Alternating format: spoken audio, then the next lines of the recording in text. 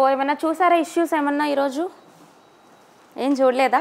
Okay, revision చేయండి. వెళ్ళిన తర్వాత మనం ఏం చెప్పుకున్నామో అవే. ఓకే, ఎందుకంటే మీకు ప్రీవియస్ వీక్లో జరిగినవి అలాగే నిన్న మొన్న జరిగినవి కూడా అన్నీ అక్కడే కవర్ అయిపోతాయి మ్యాక్సిమం. ఓకే, ఏదైనా చిన్న చిన్న అపాయింట్మెంట్స్ ఉన్నా అవన్నీ మీకు ఎంసీక్యూస్లో కవర్ అవుతాయి. ఎందుకంటే పేర్లు అటువంటి అపాయింట్మెంట్స్ అవి మీరేం చిన్నపిల్లలు కాదు కదా, ఒకసారి క్వశ్చన్లో చూస్తే అపాయింట్మెంట్స్ మనం గుర్తుపెట్టుకోవచ్చు. కానీ కాన్సెప్చువల్ క్లారిటీ కావాల్సినవన్నీ ఇక్కడ మనం నేర్చుకోవాలి. ఓకే, సో ఇక్కడ చూడండి, ఈరోజు కూడా చాలా ఇంపార్టెంట్ ఇష్యూస్ ఉన్నాయి. లైట్ ఫిషింగ్ కాన్సెప్ట్ విన్నారా? లైట్ ఫిషింగ్ కాన్సెప్ట్ ఇటువంటివి ఫోకస్ చేస్తారు కొంచెం హై లెవెల్ ఆఫ్ ఎగ్జామినేషన్స్లో. సో లైట్ ఫిషింగ్ అంటే ఏంటి అని అడగొచ్చు. ఓకే, లైట్ ఫిషింగ్ అంటే ఏంటి, కైజన్ ఫిలాసఫీ అంటే ఏంటి, salami slicing strategy, anaconda strategy. ఇక్కడ నేను 4 పేర్లు చెప్పాను. ఈ 4గిట్లో ఏదన్నా తెలుసా? సో సలామీ స్లైసింగ్ విన్నారా? ఓకే, ఎవరికి సంబంధించింది అది? చైనాకి సంబంధించింది. ఇటువంటి వాటి మీద లో లెవెల్ ఆఫ్ ఎగ్జామినేషన్స్లో అయితే అడగరు, కొంచెం హై లెవెల్ ఆఫ్ ఎగ్జామినేషన్స్లో అడుగుతుంటారు. అవి కూడా మనం కవర్ చేసుకోవాలి. ఇక్కడ మనకి ఇదేం కొత్త విషయం కాదు. లైట్ ఫిషింగ్ కాన్సెప్ట్ ఏంటి అంటే, జనరల్లీ ఇప్పుడు ఫిషింగ్ ఎలా చేస్తారు, ఎవరైనా వలలు వేయడం ఇట్లా, ఓకే, అలా చేస్తూ ఉంటారు. అయితే ఇక్కడ నైట్ టైమ్ ఏం చేస్తారు అంటే, హై రిజల్యూషన్ ఉన్న ఎల్ఈడి లైట్స్ ఉంటాయి కదా, ఎల్ఈడి లైట్స్ అంటాము, హై రిజల్యూషన్ ఉంటాయి. అవి మీరు చూసే ఉంటారు. మనకి ఇటువంటి లైట్స్ పెట్టిన చోట చాలా వెలుతురు వస్తుంటుంది, అంటే చాలా హై ఇంటెన్సిటీ ఫోకస్ వస్తుంటుంది. ఈవెన్ పార్టీస్లో అట్లా చెట్ల దగ్గర పెట్టడము ఇట్లా చేస్తుంటారు, అవునా? ఆ ప్లేస్ అనేది చాలా అట్రాక్టివ్గా తయారవుతుంది. సో ఇట్లా హై ఇంటెన్సిటీ ఉన్న లేదా హై రెజల్యూషన్ ఉన్న ఎల్ఈడి లైట్స్ని ఏం చేస్తారంటే, బోట్స్ మీద నుంచి వాటర్ సర్ఫేస్ మీద కానీ లేదా ఇలా వాటర్ లోపలికి కానీ వేస్తారు. ఓకే, ఇలా వేసినప్పుడు ఏం జరుగుతుందంటే, వాటర్ లోపల ఏదో పెద్ద అట్రాక్షన్ వస్తుంది. లోపల ఉన్న మెరైన్ ఆర్గానిజమ్స్కి ఏదో జరుగుతుంది అని అయితే అర్థమవుతుంది కదా. అప్పుడు ఏమవుతుంది చెప్పండి?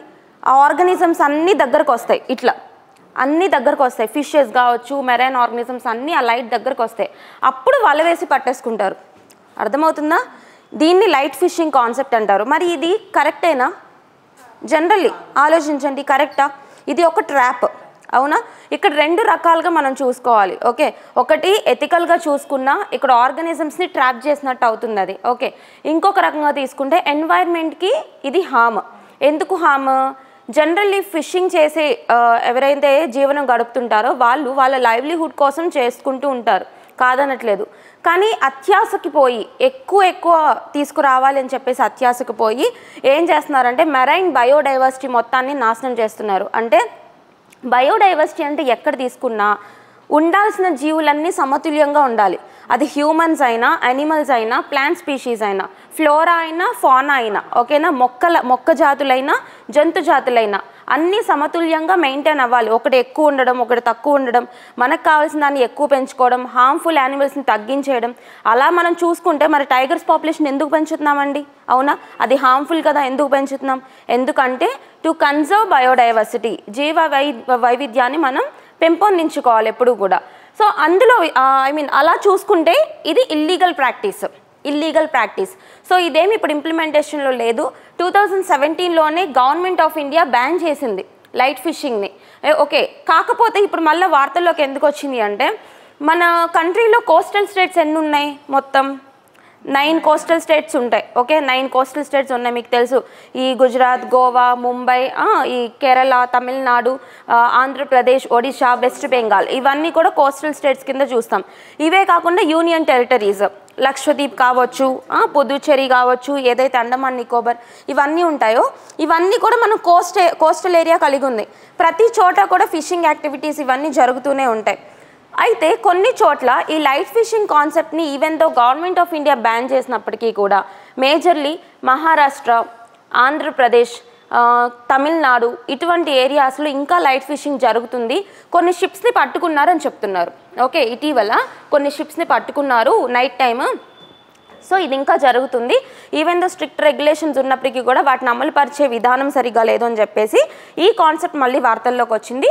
సో మిమ్మల్ని అడగొచ్చు, ఎందుకు చెప్తున్నానంటే, ప్రీవియస్గా కొన్నిసార్లు బ్లూ ఓషనింగ్కి సంబంధించి కానీ, తర్వాత ఈ యొక్క కార్బన్ డైఆక్సైడ్ మీద ఉన్న టర్మినాలజీస్ మీద, ఎన్వైర్న్మెంట్లో కొత్త టర్మినాలజీస్ మీద, అలాగే మనం ఫారిన్ కంట్రీస్ నుంచి అడాప్ట్ చేసుకున్న కొన్ని ఫిలాసఫీస్ మీద క్వశ్చన్స్ వస్తున్నాయి మేజర్లీ యూపీఎస్సీ ఎగ్జామినేషన్లో. ఎక్కువ వస్తున్నాయి. ఓకే, మీరు రీసెంట్గా రాశారు అని చెప్పారు కొంతమంది స్టూడెంట్స్ నిన్న. సో వాళ్ళని కూడా దృష్టిలో పెట్టుకుని నెక్స్ట్ ఇయర్ అన్ని ఎగ్జామ్స్కి పనికొచ్చే విధంగా నేను కొత్తగా కోర్స్ని తీసుకొస్తున్నా. అంటే కొత్తగా మీకు క్లాసెస్ని అప్డేట్ చేస్తున్నాను. అదేవిధంగా మీరు అన్ని ఎగ్జామ్స్ నేర్చుకోండి. మనం లో లెవెల్ నుంచి హై లెవెల్ వరకు అన్నీ కవర్ చేసుకుందాం. ఓకే, అర్థమవుతుందా? మీరు మొన్న రాసుంటే, నేను యాక్చువల్లీ నిన్న పేపర్ చూడలేదు, బట్ నిన్న చూశాను, కొంతమంది అడిగారు చూడమని చెప్పేసి. సో కొన్ని questions maximum current issues, polity కూడా కొన్ని చాలా వరకు కవర్ అయినాయి. సో మీరు ఏం చేస్తారంటే ఫోకస్ చేయండి, ఎగ్జామ్ మీద ఫోకస్ చేయండి. హై లెవెల్ లో లెవెల్ అన్న డిమార్కేషన్ తీసేయండి. అన్ని ఎగ్జామ్స్ రాయాలి. నెక్స్ట్ ఇయర్ మీరు టార్గెట్ పెట్టుకోండి. అర్థమవుతుందా? ఖచ్చితంగా యూ కెన్ క్లియరా? ఓకేనా? సో ఫోకస్ చేయండి. ఇటువంటి ఫిలాసఫీస్ అటువంటి హై లెవెల్ ఆఫ్ ఎగ్జామినేషన్స్లో అడుగుతుంటారు. ఓకే, సో ఫోకస్ చేయండి. 2017లో బ్యాన్ చేసినప్పటికీ ఇంకా లైట్ ఫిషింగ్ కాన్సెప్ట్ రన్ అవుతుంది. మీకు అక్కడ డెఫినేషన్స్ అడుగుతారు ఇలాంటివి. ఓకే, డెఫినేషన్ లైట్ ఫిషింగ్ అని ఇచ్చి డెఫినేషన్ అడగొచ్చు. అప్పుడు మీరు గుర్తుపెట్టుకోవాల్సింది హై ఇంటెన్సిటీ ఎల్ఈడి లైట్స్ని యూజ్ చేసి ఫిషింగ్ యాక్టివిటీస్ని కండక్ట్ చేయడమే లైట్ ఫిషింగ్ అని చెప్పేసి గుర్తుపెట్టుకోవాలి. మరి అది ఎథికలా నాన్ ఎథికలా అంటే ఇట్ ఈజ్ అన్ఎథికల్. ఇది ఎథికల్ కాదు, అలాగే లీగల్ కూడా కాదు. గవర్నమెంట్ ఆఫ్ ఇండియా బ్యాన్ చేసింది. ఓకేనా? సో జస్ట్ పెట్టుకోండి పేరు లైట్ ఫిషింగ్ కాన్సెప్ట్ అర్థమైంది కదండి. లైట్ ఫిషింగ్ ఏంలా, మనమైనా ఒక అట్రాక్టివ్ ప్లేస్ ఏదన్నా ఉంటే అందరి దృష్టి దాని వైపే ఉంటుంది కంపల్సరీ. అవునా? అంతెందుకు, ఒక స్టేడియం ఉంటుంది, ఆ స్టేడియంలో ఫ్లడ్ లైట్స్ పడుతున్నాయి అనుకోండి, మనం అక్కడే చూస్తాం. ఫర్ ఎగ్జాంపుల్ నైట్ టైం మనం టెర్రస్ మీద ఉన్నాము, ఏదో ఒక స్టేడియం దగ్గర లేదా ఎక్కడో ఒక చోట ఎక్కువగా ఒక పార్టీ లాంటి ఈవెంట్ జరుగుతూ ఉంటే లైట్స్ ఎక్కువగా ఉంటాయి అక్కడ. మన చూపు మొత్తం అన్నిటి మీద కాకుండా దాని మీదకి వెళ్తుంది. అవునా? అదేవిధంగా యానిమల్స్ కూడా, మెరైన్ యానిమల్స్ కూడా ఏం చేస్తాయంటే ఆర్గానిజమ్స్ ఈ లైట్స్ని వాటర్లో వదిలినప్పుడు కానీ లేదా వాటర్ సర్ఫేస్ మీద పెట్టినప్పుడు కానీ అక్కడ ఏదో జరుగుతుంది అని చెప్పి అన్ని దగ్గరకు వస్తాయి. అప్పుడు ఫిషింగ్ చేసి పట్టేసుకుంటారు. దానివల్ల నార్మల్గా వాళ్ళు పట్టుకునే వాటికంటే బల్కియర్గా వెళ్ళిపోతూ ఉంటాయి ఆర్గానిజమ్స్. అలా వెళ్ళిపోవడం వల్ల లోపల బయోడైవర్సిటీ దెబ్బతింటుంది. ఓకే, సో గుర్తుపెట్టుకోండి, ఇది లైట్ ఫిషింగ్ కాన్సెప్ట్ 2017లో బ్యాన్ చేశారనమాట. క్లియరా? అండ్ నెక్స్ట్ వన్, ఇదేంటంటే ఒక డేటా. సో ఇప్పటి వరకు మనందరికీ కూడా లిటరసీ రేట్ అనగానే కేరళనే గుర్తొస్తుంది, అక్షరాస్యత అనగానే కేరళ గుర్తొస్తుంది. బట్ మనకి ఇప్పుడు మిజోరాం స్టేట్ ఏదైతే ఉందో ఇది దేశంలోనే అత్యధికంగా అక్షరాస్యత కలిగి ఉన్న రాష్ట్రం కింద వార్తల్లోకి వచ్చింది. హైయెస్ట్ లిటరసీ స్టేట్ అనమాట. మినిస్ట్రీ ఆఫ్ ఎడ్యుకేషన్ వాళ్ళు రీసెంట్గా మే మంత్లో ఇచ్చిన రిపోర్ట్. సో ఇటువంటివన్నీ మనం అప్డేట్ చేసుకోవాలి. ఏదన్నా ఒకటి తరతరాలుగా కంటిన్యూ అవుతున్నది చేంజ్ వచ్చింది అంటే అడుగుతారు కంపల్సరీ. అంతెందుకు, మీకు ప్రీవియస్గా బాల్య వివాహాలకు సంబంధించి, చైల్డ్ మ్యారేజెస్కి సంబంధించి మనం ఎప్పటి నుంచో వింటున్న స్టేట్ రాజస్థాన్లో ఎక్కువగా బాల్య వివాహాలు జరుగుతూ ఉంటాయని చెప్పి. బట్ మనకి లాస్ట్ ఇయర్లో మారింది అది. ఓకేనా? రాజస్థాన్లో తగ్గినాయంట, కర్ణాటక అస్సాంలో పెరిగినాయని చెప్పేసి చెప్పుకున్నాం. సో ఇటువంటి క్వశ్చన్స్ ఫోకస్ చేస్తారు. ఓకే, ఇదేంటంటే మీరు సోషాలజీ కాన్సెప్ట్కి, ఓకే, కొన్ని కాన్సెప్ట్స్ ఉంటాయి సోషాలజీలో మనకి. ఎడ్యుకేషన్ అని, సొసైటీ గురించి చదువుతున్నప్పుడు పావర్టీ అని, మాల్ న్యూట్రిషన్ అని, ఇటువంటి కాన్సెప్ట్స్ మీద క్వశ్చన్స్ వస్తూ ఉంటాయి మనకి స్టేట్మెంట్స్ వైజ్. సో అక్కడ అడగొచ్చు ఈ క్వశ్చన్. సో ఒక్కసారి రాసుకోండి.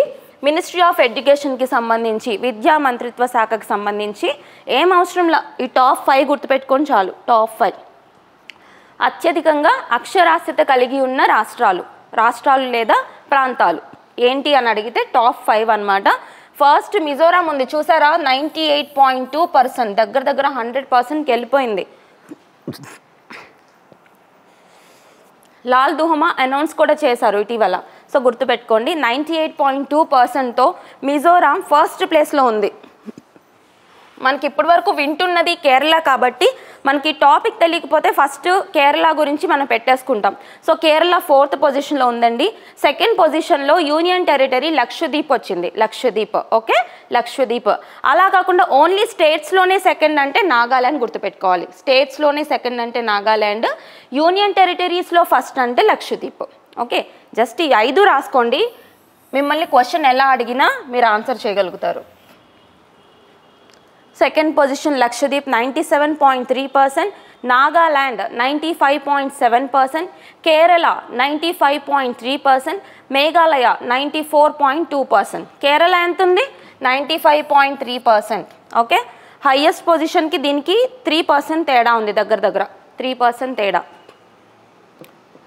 ఇప్పుడు వరకు మనకి కేరళ మనకి తెలుసు ఆబ్వియస్లీ చాలా వరకు కేరళ వాళ్ళు బాగా చదువుతారని చెప్పేసి మనం వింటుంటాం. చాలా వరకు నేషనల్ లెవెల్ ఎగ్జామినేషన్స్ అయినా టాప్ చేస్తూ ఉంటారు కేరళకు సంబంధించిన వాళ్ళు. సో గుర్తుపెట్టుకోండి, ఇప్పుడు మిజోరాం హైయెస్ట్ లిటరసీ రేట్లో ఉందన్నమాట. ఓకే, సో ఇక్కడ నాగాల్యాండ్కి సంబంధించి ఒక పండుగ పేరు చెప్తారా? హార్న్బిల్ ఫెస్టివల్ విన్నారా? వార్తల్లో ఉంది. హార్న్బిల్ నాగాల్యాండ్లో జరుపుకునే festival Hornbill. Okay, next Meghalaya కూడా ఒక ఫెస్టివల్ ఉంది వార్తల్లో, సెన్ఖిలాంగ్ ఫెస్టివల్. సెన్ఖిలాంగ్ మనం రాసినట్టున్నాం, ఈ పేర్లు రాసామా? సెన్ఖిలాంగ్. త్రిపుర కాక్బరోక్ విన్నారా? కాక్బరోక్ భాషా వివాదం గురించి చదువుకున్నామా మనం? లిజన్, త్రిపుర స్టేట్లో మనకి త్రిపుర స్టూడెంట్స్ ఫెడరేషన్ అని చెప్పి ఒకటి ఉంటుంది. త్రిపుర కాదు, టిప్రా స్టూడెంట్స్ ఫెడరేషన్. ఓకేనా? అదేంటంటే త్రిపురలో స్టూడెంట్స్కి సంబంధించిన ఒక సంఘం, ఒక సమాఖ్య, విద్యార్థులందరూ కలిసి నడుపుకునే ఒక సంఘం. అయితే త్రిపురలో ఎక్కువగా మాట్లాడే భాషలు బెంగాలీ, కాక్బరోక్. వినండి, స్టోరీ వినండి, ఇది ఎక్కడికి పోదు, నేను మళ్ళీ చెప్తా కావాలంటే. ఓకే, త్రిపురలో ఎక్కువగా మాట్లాడే భాషలు బెంగాలీ, ఇంకొకటి ఏంటి కాక్బరోక్. అడగొచ్చు కాక్బరోక్ ఎక్కడ మాట్లాడతారు? ఓకేనా, అది ఏ రాష్ట్ర సంస్కృతిలో భాగం, ఆ ఫెస్టివల్ కూడా ఉంటుంది. సో కాక్బరోక్ అనేది సెకండ్ లాంగ్వేజ్, అక్కడ ఎక్కువగా మాట్లాడతారు. ఫస్ట్ బెంగాలీ ఎక్కువగా మాట్లాడతారు. అయితే ఇటీవల అక్కడ గొడవ ఏంటి అంటే స్టూడెంట్స్ అందరూ కూడా స్ట్రైక్ చేస్తున్నారు. దేని గురించి అంటే ఇక్కడ కాక్బరోక్ లాంగ్వేజ్ ఉంది కదా, జనరలీ మనకు తెలుసు ఎవరైనా తక్కువ సంఖ్యలో ఉన్న వాళ్ళు కానీ లేదా ట్రైబ్స్ కానీ వీళ్ళు ఏం కోరుకుంటారండి? వాళ్ళ కల్చర్కి రికాగ్నిషన్ కోరుకుంటారు, వాళ్ళ కల్చర్ అంతరించిపోకూడదని కోరుకుంటారు. అదేవిధంగా కాక్బరోక్ లాంగ్వేజ్ ఎక్కడ అంతరించిపోతుందో అని చెప్పేసి ఈ భాషకి రోమన్ లిపిని, భాష అంటే మనం మాట్లాడేది, లిపి అంటే రాసేది, తెలుసు కదా, స్క్రిప్ట్ అంటారు. సో ఈ భాషకి రోమన్ లిపి, రోమన్ స్క్రిప్ట్ని తీసుకొస్తే ఓకే, గవర్నమెంట్ ఈ భాషకి రోమన్ స్క్రిప్ట్ని అలవాటు చేయమని చెప్పేసి అడుగుతున్నారు. ఎందుకు అలా అడుగుతున్నారంటే దీనికి లిపి అనేది సరిగ్గా లేదు, కాక్బరోక్ భాషకి లిపి లేదు. సో రోమన్ స్క్రిప్ట్ని తీసుకురావడం వల్ల ఏం జరుగుతుంది అంటే ఇక్కడ ఇది డిజిటల్ ఫామ్లో కూడా సేవ్ చేయబడి ఉంటుంది. ఎప్పుడైనా నువ్వు నోటితో ఒక మాట మాట్లాడేవంటే అది ఉండొచ్చు, పోవచ్చు. బట్ లిపి ఉందనుకోండి, రాసింది ఉందనుకోండి, అది ఎప్పటికీ చరిత్రలో నిలిచిపోతుంది. అవునా? ఈవెన్ దో మన హిస్టరీ గురించి కూడా మనకి ఇంత తెలుస్తుంది అంటే దేని ద్వారా? ఇన్స్క్రిప్షన్స్, శాసనాలు.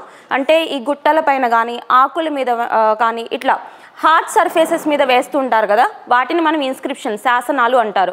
ఒక శాసనం మీద ఏదైనా ఇన్ఫర్మేషన్ మనం చదివాము అంటే ఏదో ఒక లిపి ఉండడం వల్లే కదా, ఏదో ఒక లిపి, అది ప్రాకృత లాంగ్వేజో సాంస్క్రిట్ లాంగ్వేజో, మన హిస్టరీ గురించి మనకు తెలిసిందంటే దానికి ఒక లిపి ఉండబట్టే మనకు తెలిసింది. అలా కాకుండా అప్పుడున్న రాజులు, రాణులు వీళ్ళందరూ మాట్లాడుకుని ఉంటే మనకు తెలిసేదా? లేదు. అదేవిధంగా ఫ్యూచర్లో కాక్బరోక్ లాంగ్వేజ్ కూడా అంతరించిపోకుండా ఉండాలి అని దానికి రోమన్ లిపిని తీసుకొచ్చారనుకోండి, వీళ్ళ భాషకి సంబంధించి కావచ్చు, వీళ్ళ ట్రెడిషన్స్కి సంబంధించి కావచ్చు, అది డిజిటల్ ఫార్మాట్లో కూడా సేవ్ చేయబడి ఉంటుంది అని చెప్పేసి ఇక్కడ టిప్రా స్టూడెంట్స్ ఫెడరేషన్ TSF వాళ్ళు స్ట్రైక్ చేస్తున్నారనమాట.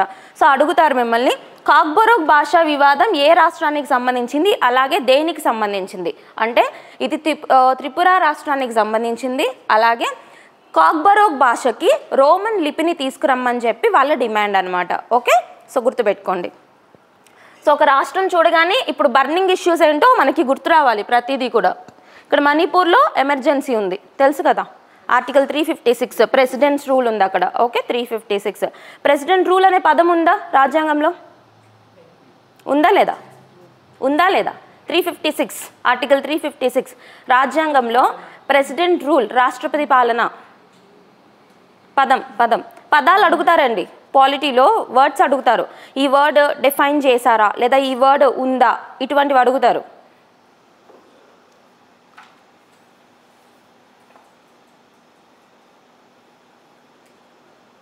ఓకే, నో, లేదు. ఓకేనా, ప్రెసిడెంట్ రూల్ అనే పదం అయితే లేదు. మనకి ఎలా ఉంటుందంటే కాన్స్టిట్యూషనల్ ఎమర్జెన్సీ అని చెప్పేసి ఉంటుంది. ఓకేనా, రాజ్యాంగ అత్యవసర పరిస్థితి ఆర్టికల్ 356లో ఉండేది ఇది. మనం వాడుకలో ప్రెసిడెంట్ రూల్ అని చెప్పేసి వాడుతూ ఉంటాం, రాష్ట్రపతి పాలన. సో ఈ వర్డ్ గుర్తుపెట్టుకోండి, మీరు పాలిటీలో చదువుకుంటారు, నో ప్రాబ్లం. ఓకే, ఇవి ఎలా ఉన్నాయంటే ఇంకా ఆంధ్రప్రదేశ్, తెలంగాణ ఆఫ్టర్ 20 ఉన్నాయి, ఆఫ్టర్ 20. ఓకే, సో ఇక్కడ 5 గుర్తుపెట్టుకోండి, 10 కూడా అవసరం లేదు, 5 గుర్తుపెట్టుకోండి. ఎక్కువ బర్డెన్ చేసుకోవద్దు మైండ్ మీద, మనకి గుర్తుపెట్టుకోవాల్సినవి చాలా ఉంటాయి, ఓకేనా. బట్ ఇది మాత్రం వెరీ ఇంపార్టెంట్. మిజోరాం ఫస్ట్ ప్లేస్లో ఉంది. నెక్స్ట్ ఇక్కడ మనం చూసుకుంటే ఇప్పుడు మనం ఎడ్యుకేషన్ గురించి చూసాం కాబట్టి ఎడ్యుకేషన్ ఎక్కడుందో గుర్తుపెట్టుకోవాలి. సస్టైనబుల్ డెవలప్మెంట్ గోల్స్ అని చెప్పి, సుస్థిర అభివృద్ధి లక్ష్యాలు అని చెప్పి చూస్తున్నాం కదా. అందులో ఎప్పుడు సైన్ చేసుకున్నాం ఇవి? 2015 2015 సంవత్సరంలో సైన్ చేసుకున్నాం అనమాట. ఎప్పటి వరకు? 2030 వరకు ఈ 15 సంవత్సరాల్లో అందరూ అచీవ్ చేయవలసిన గోల్స్ అనమాట. సో అందులో ఈ 17 గోల్స్ ఉంటాయి. అందులో ఎడ్యుకేషన్ గురించి ఎక్కడుంది అంటే 4th goal quality education. Okay, so first వచ్చి poverty, no poverty, zero hunger, ఇవి కూడా గుర్తుపెట్టుకోండి, మనకు వస్తాయి మళ్ళీ ఇప్పుడు. ఓకే, సో 4th పొజిషన్లో ఎడ్యుకేషన్ ఉంది. ఓకే, ఈ పాయింట్ గుర్తుపెట్టుకోవాలి. అండ్ మీ ఇష్టం ఏదో ఒక కోడ్ వర్డ్స్ పెట్టుకొని ఈ ఎస్డిజి గోల్స్ గుర్తుపెట్టుకోండి, ఏ నెంబర్లో ఏది ఉంది అని చెప్పేసి గుర్తుపెట్టుకోండి. మీకు కొన్ని ఎగ్జామ్స్లో అడుగుతుంటారు, ఓకేనా. నెక్స్ట్ ఆపరేషన్ ఒలివియా అంటే ఒకసారి స్లైడ్ పెట్టినా, గూగుల్లో ఉన్న ఇమేజెస్, నో ప్రాబ్లం, ఓకేనా. జస్ట్ ఏ నెంబర్లో మనం అంటే నేను చెప్పేది ఏంటంటే, ఇప్పుడు ఫర్ ఎగ్జాంపుల్ మనం ఏదన్నా మాల్ న్యూట్రిషన్కి సంబంధించో హంగర్ ఇటువంటి వాటివి చదువుతున్నాం అనుకోండి ఎగ్జామ్లో, లేదు అంటే ఒక పేపర్లో చదువుతున్నాం అనుకోండి. ఓకే, దీనికి సంబంధించి 360 degrees అనాలిసిస్ మనం చేయాలి. అసలు మన కంట్రీకి అవసరం ఏంటి, ఒకటి మన వెల్ఫేర్ చూసుకోవాలి, అలాగే ఇంటర్నేషనల్గా మనం దేనికన్నా కట్టుబడి ఉన్నామా, ఇటువంటివన్నీ తెలుసుకోవాలి. సో మనకి గోల్స్ అయితే ఉన్నాయి, కంపల్సరీ ఉన్నాయి, 2030 కల్లా అచీవ్ చేయాలి. ఓకే, ఏ కంట్రీ అయితే అచీవ్ చేస్తుందో ఆ కంట్రీకి చాలా ప్రెస్టేజ్ వస్తుందన్నమాట ఇంటర్నేషనల్గా. ఆ కంట్రీ ఏ గోల్ అయినా అచీవ్ చేయలేకపోయింది అంటే ఆ కంట్రీకి కొంచెం బ్యాక్ స్టెప్ పడినట్టే. ఓకే, సో గుర్తుపెట్టుకోండి, 4th పొజిషన్లో క్వాలిటీ ఎడ్యుకేషన్ ఉంటుంది. నెక్స్ట్ ఆపరేషన్ ఒలివియా అంటే టర్టిల్స్, ఆలివ్ రిడ్లీ టర్టిల్స్ విన్నారా? ఇదిగోండి పేరు, ఆలివ్ రిడ్లీ టర్టిల్స్. ఓకే, ఈ ఆలివ్ రిడ్లీ టర్టిల్స్ ఏవైతే ఉంటాయో మనకి బ్రీడింగ్ పీరియడ్ ఉంటుంది, ఓకేనా. November to May olive Ridley turtles breeding period, అంటే ఒడ్డుకు వచ్చేసి అక్కడ ఈ పొదుగుతూ ఉంటాయన్నమాట, ఓకేనా. అట్లా ఆలివ్ రిడ్లీ టర్టిల్స్ అనగానే మనకు గుర్తొచ్చే స్టేట్ ఏంటి? ఒడిషాలోని మనకి 2 బీచెస్ ఉంటాయి, గహిర్మాత ఋషికెల్య బీచెస్. ఆ బీచెస్ ఒడ్డుకు వచ్చేసి బ్రీడింగ్ పీరియడ్ జరుగుతుందన్నమాట అప్పుడు. అయితే ఇక్కడ పోచర్స్ ఉంటారు కదా, టర్టిల్స్కి సంబంధించి పోచర్స్, వాటిని వేటాడే వాళ్ళు, పట్టుకుని అమ్మేసే వాళ్ళు. ఇట్లా టర్టిల్స్కి చాలా కాస్ట్ ఉంటుందండి, చాలా డబ్బులు వస్తాయి బయట, ఓకే, మార్కెట్లో. సో మెడిసినల్గా వాడతారు అండ్ టర్టిల్ మీట్ కూడా తింటుంటారు, ఓకేనా. మెడిసినల్ పర్పస్కి కూడా చాలా యూజ్ అవుతుంది. అండ్ ఈ టర్టిల్ షెల్స్ ఉన్నాయి కదా, ఆ షెల్స్ ద్వారా కూడా చాలా కమర్షియల్ యాక్టివిటీస్ చేస్తూ ఉంటారు. సో గుర్తుపెట్టుకోండి, అందుకని చెప్పేసి ఇక్కడ ఈ ఆపరేషన్ ఒలివియాని ఎవరు కండక్ట్ చేస్తారు అంటే ఐసీజీ, ఇండియన్ కోస్ట్ గార్డ్. అడుగుతారు ఎవరు కండక్ట్ చేస్తున్నారు అని.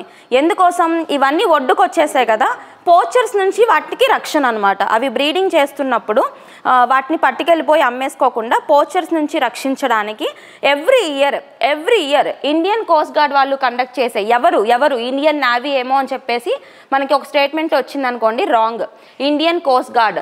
తీర ప్రాంత సంరక్షణ అంటే కోస్ట్ గార్డ్సే, నావీ కాదు, ఓకేనా. తీర ప్రాంతాన్ని సంరక్షించే వాళ్ళు కోస్ట్ గార్డ్స్. సో గుర్తుపెట్టుకోండి, ఆపరేషన్ ఒలివియా ఎప్పటి నుంచి ఎప్పటి వరకు? November to May. సో ఇప్పుడు మనకి మే అయిపోతుంది కదా, అందుకని చెప్పి వార్తల్లోకి వచ్చింది. సో గుర్తుపెట్టుకోండి, నవంబర్ నుంచి మే వరకు. ఇప్పుడు వాటిని కన్జర్వ్ చేయలేదు అంటే బ్రీడింగ్ ఫేజ్లో ఏం జరుగుతుందండి? టర్టిల్స్ పాపులేషన్ తగ్గిపోతుంది. ఇప్పుడు ఎలా అయితే మనం టైగర్స్ కోసం తర్వాత చీతాస్ కోసం పాకులాడుతున్నామో అదేవిధంగా ఇంకొక ఆర్గానిజం కోసం కూడా మనం పాకులాడాల్సిన పరిస్థితి వస్తుంది. సో పోయిన తర్వాత తెచ్చుకునే దానికంటే ఉన్న వాటిని కాపాడుకోవడం బెటర్ కదా, అవునా. వేరే కంట్రీకి మళ్ళీ డబ్బులు ఇవ్వడం, అక్కడ నుంచి ఒక ఆపరేషన్ కండక్ట్ చేయడం, ఇవన్నీ ఎందుకు? ఉన్న వాటిని సేవ్ చేసుకోవడమే బెటర్ ఎప్పుడైనా కానీ, అంతేనా. సో ఇదే మన ఎగ్జామినేషన్లో కూడా యూజ్ అవుతుంది. మనం టైం వెళ్ళిపోయినాక బాధపడే కంటే ఉన్నప్పుడు యూజ్ చేసుకోవడం బెటర్, ఓకే.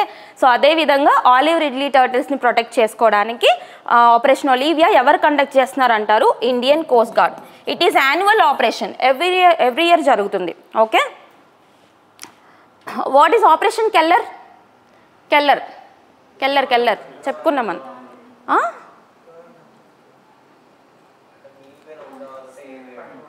మిగిలిపోయిన ఉగ్రవాళ్ళని లేపేయడమా? ఏందది?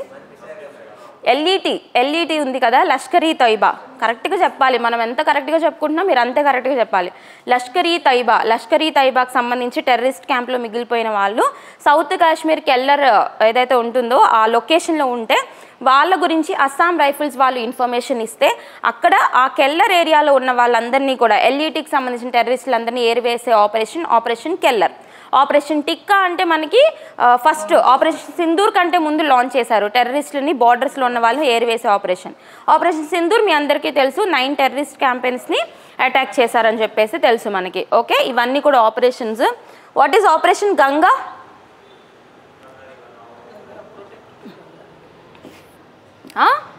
టు ప్రొటెక్ట్ గంగానా? ఏంటి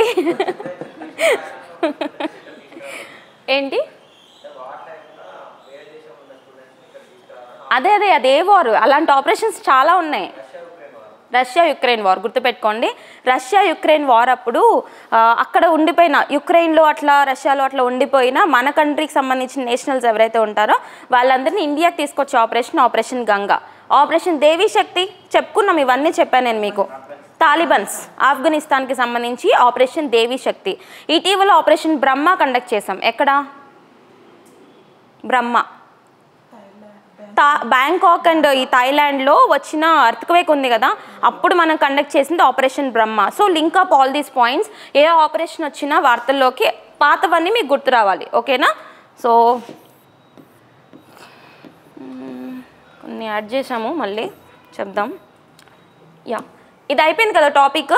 సైక్లోన్ శక్తి గురించి చూసాము. పీటీసీలో 13 కంట్రీస్ ఉంటాయని చెప్పేసి ఈ యొక్క ఏదైతే ఉంటుందో ఇండియన్ ఓషన్ అలాగే సౌత్ పసిఫిక్ ఏదైతే ఉంటుందో ఈ ప్రాంతంలో సంభవించే తుఫాన్లు ఏవైతే ఉంటాయో వాటికి నామకరణం ఇచ్చేది ప్యానలాన్ ట్రాపికల్ సైక్లోన్స్. 13 కంట్రీస్ ఉంటాయి. 13 కంట్రీస్ గుర్తుపెట్టుకోండి అని చెప్పాను నేను. ఓకేనా? అండ్ ఇక్కడ సైక్లోన్ శక్తి. అండ్ ఇంకొక పాయింట్ అండి, సైక్లోన్ శక్తికి సంబంధించి ఇప్పుడు ఫర్ ఎగ్జాంపుల్ వార్తల్లోకి వచ్చిన తుఫాన్లు ఉంటాయి కదా, వాటికి నేమింగ్ ఇస్తున్నారని చెప్పారు. మరి ఆ నేమింగ్ ఇచ్చిన కంట్రీస్ కూడా మనం గుర్తుపెట్టుకోవాలి. ఒక తుఫాన్ వార్తల్లోకి వచ్చింది అంటే ఏదో ఒక పేరుతో వార్తల్లోకి వస్తుంది. ఆ పేరు ఆ 13 కంట్రీస్లో ఏ కంట్రీ ఇచ్చింది అని చెప్పేసి అడుగుతూ ఉంటారు. ఓకేనా? ఆ 13 కంట్రీస్ ఏంటో మనం నిన్న చూసాం. రాసుకున్నారా మీరు? 13 కంట్రీస్ రాసారా? ఓకేనా? ఇనిషియల్గా 8 ఉండేవి, తర్వాత ఇంకొక 5 యాడ్ అయినాయి 2018లో. అయితే ఇప్పుడు వార్తల్లోకి వచ్చిన మే నెలలో వార్తల్లోకి వచ్చిన సైక్లోన్ శక్తి ఆ సైక్లోన్ శక్తికి నేమింగ్ ఇచ్చింది శ్రీలంక అండి. శ్రీలంక ఇక్కడ ఉంది చూసారా, శ్రీలంక.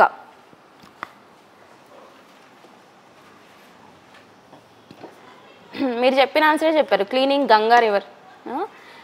గంగా రివర్ కాదు, అది రష్యా యుక్రెయిన్ వార్ అప్పుడు ఇండియాకి అక్కడ మన ఇండియన్ నేషనల్స్ని తీసుకురావడానికి పెట్టిన ఆపరేషన్ గంగా రివర్ క్లీనింగ్కి నేషనల్ క్లీన్ గంగా మిషన్. ఓకేనా? నేషనల్ క్లీన్ గంగా మిషన్ లేదా Ganges programme, India Ganges programme అంటారు.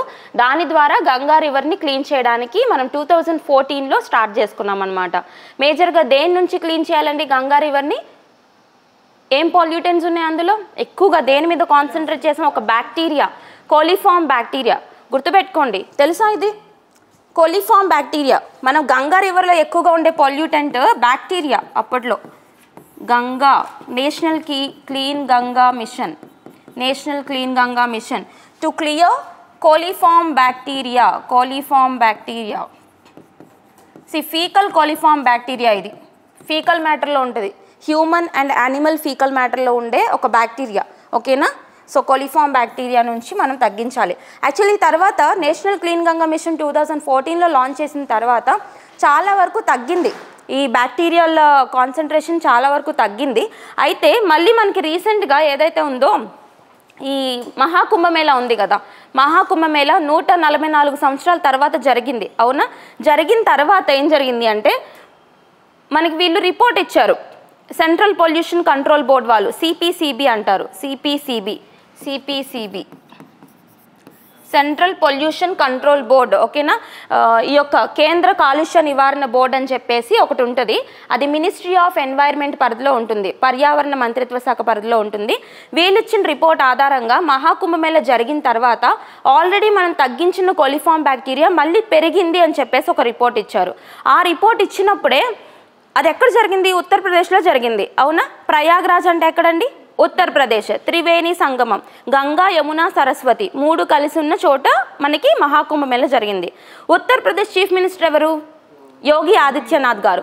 ఎప్పుడైతే ఈ రిపోర్ట్ వచ్చిందో అప్పుడు ఆయన ఏం చెప్పారు అంటే ఇదంతా ట్రాష్, ఈ రిపోర్ట్ అంతా ట్రాష్, అక్కడ చాలా పవిత్రంగా ఉన్నాయి వాటర్, కావాలంటే తాగి కూడా చూపిస్తామన్నట్టుగా ఏదో కొన్ని సవాల్ విసిరారనమాట. సో అది కొంచెం కాంట్రవర్సీ అయింది కుంభమేళా జరిగిన తర్వాత. కానీ సిపిసిబి వాళ్ళు ఏం చెప్పారు అంటే కోలిఫామ్ బ్యాక్టీరియా లెవెల్స్ కుంభమేళా తర్వాత మళ్ళీ పెరిగినాయి అని చెప్పారు. ఓకేనా? So just link up all these points. Next మనం చూసాం కదా 4th లార్జెస్ట్ ఎకానమీ అయింది, ఐఎంఎఫ్ రిపోర్ట్ ఇచ్చింది అని చెప్పేసి. ఇప్పుడు అఫీషియల్గా ఇండియన్ గవర్నమెంట్కి సంబంధించి థింక్ ట్యాంకర్ అని చెప్పాం మనం నిన్నదు, ఒక దాని గురించి చదివాం. ఏంటది? నీతి ఆయోగ్. అవునా? National institution for transforming India. Okay, so దానికి సంబంధించి మీకు కొన్ని మేజర్ అపాయింట్మెంట్స్ చెప్పారు. సిఈఓ, నీతి ఆయోగ్ సిఈఓ ఎవరు? బీవీఆర్ సుబ్రహ్మణ్యం. ఆయన కూడా అనౌన్స్ చేశారనమాట. బీవీఆర్ సుబ్రహ్మణ్యం గారు ఏం అనౌన్స్ చేశారు? ఇప్పటి వరకు మనం చూసాం ఇంటర్నేషనల్ ఆర్గనైజేషన్స్ చెప్పినాయి 4th పొజిషన్కి వెళ్ళామని. బట్ మనం ఎప్పుడు ప్రామాణికంగా తీసుకోవాలి? మన వాళ్ళు చెప్పినప్పుడు మనం ప్రామాణికంగా తీసుకోవాలి. ఓకే, సో నీతి ఆయోగ్ వాళ్ళు చెప్పింది ఏంటి అంటే సేమ్ అదే చెప్పారు, ఇక్కడ డేటాతో సహా ఇచ్చారు. సో 4th పొజిషన్కి వెళ్ళాం. ఇక్కడ మనల్ని అడిగే క్వశ్చన్స్ ఏంటి అంటే ఇండియా ఏ కంట్రీని సర్పాస్ చేసి 4వ స్థానంలోకి వెళ్ళింది? జపాన్. ఓకే, ఇట్లా అనలైటికల్గా ఆలోచించండి. అంతకుముందు ఇండియా 5వ స్థానంలో ఉండేది. ఇండియా జపాన్ని సర్పాస్ చేసి 4వ స్థానంలోకి వెళ్ళింది. ఇంకొక పాయింట్, టాప్ 5 కంట్రీస్ నేమ్స్ చెప్పమంటారు. అందులో ఫస్ట్ కంట్రీ ఏంటండి? మొట్టమొదటిది మనకి అతిపెద్ద ఆర్థిక వ్యవస్థ. ఓకే, ప్రపంచంలోనే అతిపెద్ద ఆర్థిక వ్యవస్థ ఏది? United states of America. రెండవది చైనా అతిపెద్ద ఆర్థిక వ్యవస్థ. 3 జర్మనీ. ఇక్కడ ఇండియా ఉంది 4th position. Very very important. ఇక్కడ మీకు మనకి ట్రిలియన్ ఎకానమీ. ట్రిలియన్ అంటే ఏంటి? 1,00,000 కోట్లు. 1,00,000 కోట్లని ట్రిలియన్ అంటాం కదా. సో మన కంట్రీ ఎంత ఇప్పుడు ఎకనామిక్ సిచ్యువేషన్ ఎంత అంటే 4.187 4.187 ట్రిలియన్ ఎకానమీ పొజిషన్లో ఉన్నాం మనం. ఓకేనా? సో గుర్తుపెట్టుకోండి, మనకి 5 చూసుకోవాలి, టాప్ 5 చూసుకోవాలి. కాకపోతే చూడండి ఇక్కడ చాలా డిఫరెన్స్ ఉంది. యూఎస్ఏకి మనకి చైనాకి మనకి చాలా డిఫరెన్స్ ఉంది. కాకపోతే మనం ఈజీగానే 3rd పొజిషన్కి వెళ్ళిపోవచ్చులేండి. 3rd పొజిషన్ టార్గెట్ కదా మనది. 2030 కల్లా 3వ స్థానంకి వెళ్ళాలని మన టార్గెట్. ఓకే, ఇదైతే సర్పాస్ చేయొచ్చు. మనం ఇంకా 2030 టార్గెట్ పెట్టుకున్నాము. నిన్న బీవీఆర్ సుబ్రహ్మణ్యం గారు అయితే 2 to 3 yearsలో వెళ్ళిపోతామని చెప్పారు నిన్న. ఓకే, సో గుర్తుపెట్టుకోండి. ఓకేనా? 3rd పొజిషన్ అంటే జర్మనీ. ఇవి రాసుకున్నారా? డేటా రాసారా? 30.5 ట్రిలియన్ వచ్చేసి USA, 19.2 trillion China, 4.7 Germany, 4.187 India, Japan 4.186. Just 0.001 difference. 0.001 డిఫరెన్స్లో మనం జపాన్ కంటే ముందున్నాం. ఓకే, ఎంత డిఫరెన్స్లో ఉన్నాం?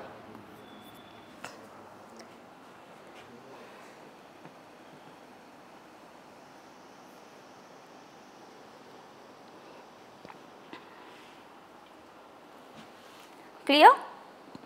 అయితే ఎలా సర్పాస్ చేయొచ్చు అన్న దానికి కొన్ని పాయింట్స్ చెప్పారు. అవేంటి అంటే జనరల్లీ మీరు చెప్పండి, కంట్రీ బాగా ఎకనామికల్గా ఫినాన్షియల్గా గ్రో అవ్వాలి అంటే వేటి మీద మనం ఫోకస్ చేయాలి?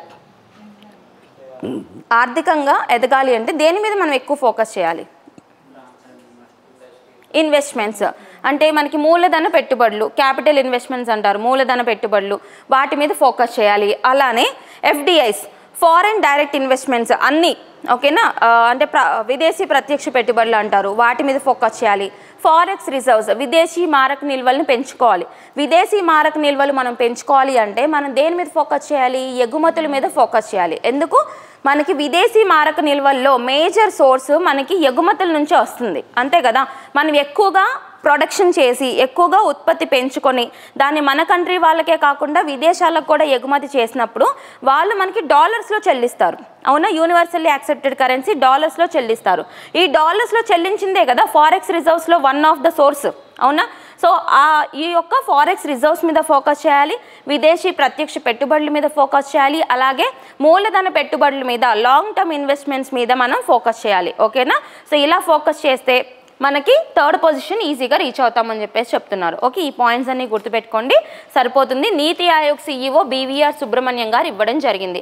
నీతి ఆయోగ్ గురించి నిన్న మనం ఆల్రెడీ చదివాము. 10th గవర్నింగ్ కౌన్సిల్ మీటింగ్ జరిగింది ఇటీవల అని చెప్పేసి. అవునా?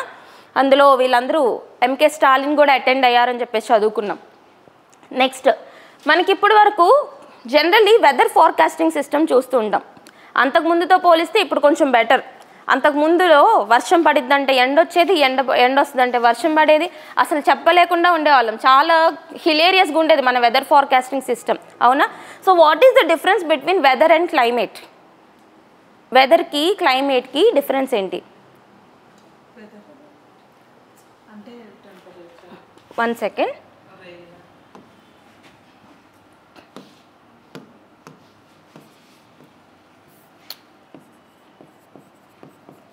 Weather, climate. ఇప్పుడు జనరలీ మీరు ఇట్లా బయటకు వెళ్ళారు, మీ ఫ్రెండ్ ఎవరో ఫోన్ చేశారు. ఫోన్ చేసినప్పుడు మీకు ఎలా ఉంది బయట వాతావరణం అని అడుగుతారు. అడిగినప్పుడు ఎండ ఎలా ఉంది అట్లా కాదు, వాతావరణం అది ఎలా ఉంది అని అడుగుతారు. అడిగినప్పుడు మీరేం చెప్తారు? ఎండగా ఉంటే ఎండగుంది, లేదా వర్షం పడేలా ఉంది, మబ్బుగా ఉంది, ఇట్లా చెప్తారు, అవునా? ఇది వెదర్, ఓకేనా? వాతావరణం షార్ట్ టర్మ్ మారిపోతూ ఉంటుందన్నమాట. క్లైమేట్ అంటే ఇప్పుడు ఫర్ ఎగ్జాంపుల్ మనం ఇప్పుడున్నది ఏ క్లైమేటిక్ సీజన్లో? ఎండాకాలం. తర్వాత వచ్చేది ఏంటి? వర్షాకాలం, స్ప్రింగ్ సీజన్, వింటర్ సీజన్, ఇట్లా. అర్థమవుతుందా? లాంగ్ టర్మ్ అందాన్ని. ఇప్పుడు మీరు బయటికి వెళ్ళి క్లైమేట్ చాలా హాట్గా ఉందంటే తప్పు, అది బ్లండర్ అసలు, ఓకేనా? అట్లా వాడద్దు. వెదర్ అని చెప్పేసి వాడాలి, ఓకేనా? సో నేర్చుకోండి ప్రతిదీ టర్మినాలజీ.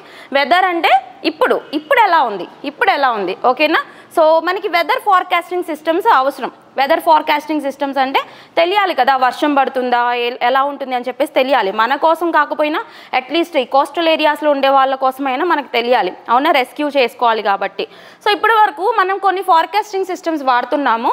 అయితే వాటి వల్ల ఎగ్జాక్ట్ సమాచారం రావట్లేదు. అంటే ఒక లార్జ్ జోన్లో మనకు వస్తుంది సమాచారం. అంటే ఈ స్టేట్కి సంబంధించి ఎలా ఉంటుంది, లేదంటే ఈ స్టేట్లోని ఈ జిల్లాలకి సంబంధించి ఎలా ఉంటుంది అని చెప్పేసి మనకి ఇన్ఫర్మేషన్ వస్తుంటుంది. మనకి చెప్తుంటారు కదా, తెలంగాణలోని ఈ జిల్లాల్లో వర్షం పడే అవకాశం ఉంది, ఆంధ్రప్రదేశ్లో ఈ జిల్లాల్లో మోస్తరుగా వర్షాలు పడతాయి, ఇక్కడ పడవు, ఇటువంటి ఇన్ఫర్మేషన్ వస్తూ ఉంటుంది మనకి. ఈ జిల్లాలో అని విన్నారు తప్ప ఈ ఊర్లో అని ఎప్పుడైనా విన్నారా? ఈ ఊర్లు, ఈ ఏరియా, ఇక్కడ అని చెప్పేసి ఎప్పుడైనా విన్నారా? అది స్మాల్ గ్రిడ్ ఫోకస్. అర్థమవుతుందా? అంటే అంత మైన్యూట్ ఫోకస్ మనకు లేదు, ఓకే? లార్జ్ ఏరియాస్ ఫోకస్ మాత్రం ఉంది. ఇక్కడ వరకు పడుతుంది అని చెప్పేసి తెలుస్తారు. బట్ అదే జిల్లాలో కొన్ని చోట్ల పడుతుంది, కొన్ని చోట్ల పడదు, మనం చూస్తుంటాం. మరి అక్కడ కూడా మనం తెలుసుకోవాలి. అంత మైన్యూట్ ఫోకస్ మనకు కావాలి. అంత మైన్యూట్ ఫోకస్ కోసమే ఇప్పుడు భారత్ ఫోర్కాస్టింగ్ సిస్టమ్ తీసుకొచ్చారు, ఓకేనా? సో గుర్తుపెట్టుకోండి ఏది ఎందుకోసం వస్తుంది అని చెప్పేసి. జస్ట్ చదువుకుంటే అయిపోతుంది Bharat forecasting system weather information కోసం వచ్చింది అని. బట్ ఉన్న వాటికి ఇప్పుడు వచ్చిన దానికి డిఫరెన్స్ తెలుసుకోవాలి మీరు. అంతకుముందు ఉంది కాదనట్లేదు, అక్కడ ఏంటంటే లార్జ్ ఏరియా ఫోకస్, బట్ చిన్న ఏరియాస్ ఫోకస్ లేదు. ఒక ఊరిని కూడా టార్గెట్ చేసి మనకు తెలియదు. ఇప్పుడు మనం తీసుకొచ్చిన ఈ భారత్ ఫోర్కాస్టింగ్ సిస్టమ్ చాలా గ్రేట్, చాలా గొప్పదనం. ఎందుకంటే మనం ఇండైజినస్గా మనంతట మనం తయారు చేసుకున్నాం, సొంతంగా తయారు చేసుకున్న ఒక వాతావరణ సూచిక, ఓకేనా? Bharat forecasting system. సో రాయండి, very very important. Bharat forecasting system ఇక పక్కాగా సమాచారం అంటే ప్రతి ఏరియాని కూడా మైన్యూట్గా ఫోకస్ చేసి అక్కడ వర్షం పడుతుందా, ఎండ వస్తుందా, తుఫాన్ వస్తుందా, గాలులు వీస్తాయా, అన్నీ తెలుస్తాయి అన్నమాట. అండ్ దట్ టు రేంజ్ కూడా అంతకుముందు 12 కిలోమీటర్స్ ఉండే, ఇప్పుడు 6 కిలోమీటర్స్కి తగ్గిపోయింది. 6 కిలోమీటర్స్కి తగ్గిపోయింది రేంజ్, ఓకే? రిజల్యూషన్ అనమాట. సో 1 సెకండ్, ఇది తెలుగు స్లైడ్. ఇంగ్లీష్ ఉంచినా తెలుగు ఉంచినా నాకు బైలింగ్ వాళ్ళతో కొంచెం ఇబ్బంది అవుతుంది. ఎందుకంటే కొంతమందికి ఇంగ్లీష్ ఇబ్బంది అవుతుంది, కొంతమందికి తెలుగు ఇబ్బంది అవుతుంది. సో చూడండి, ఫేసెస్ అలా పెట్టకండి, ఇది రాసుకోండి, నో ప్రాబ్లం. అయితే ఇక్కడ ఇదంతా కూడా ఏ మంత్రిత్వ శాఖ పరిధిలోకి వెళ్తుంది? మినిస్ట్రీ ఆఫ్ ఎర్త్ సైన్సెస్ పరిధిలోకి వెళ్తుంది.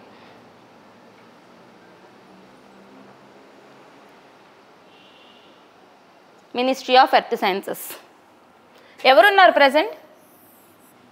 జితేంద్ర సింగ్ గారు. పెట్టేశాను అక్కడ, పెట్టి అడుగుతున్నా. Ministry of earth sciences Jitendra Singh గారు ఉన్నారు, ఓకేనా? చూడండి ఇక్కడ రాసాం కదా, విలేజ్ స్పెసిఫిక్ ఫార్కాస్ట్. గ్రామాలని కూడా మనం కరెక్ట్గా ఐడెంటిఫై చేయొచ్చు. అంటే ఏ గ్రామంలో వెదర్ ఎలా ఉంటుందో కూడా ఎలా ఉంటుందో కూడా మన ఫోర్కాస్ట్ కరెక్ట్గా ఇస్తారు, ఖచ్చితంగా ఇస్తారు. సో ఇదేంటంటే ఇందాక మనం నీతి ఆయోగ్ రిపోర్ట్ రాసాం కదా, అది రాయాల్సిన అవసరం లేదు. High resolution Bharat forecast system, దీన్ని ఎవరు అభివృద్ధి చేశారు? ఐఐటిఎం అంటే ఐఐటి కాదు, Indian institute of tropical meteorology. Okay, so రాసుకోండి, ఇండియన్ ఇన్స్టిట్యూట్ ఆఫ్ ట్రాపికల్ మెటీరాలజీ.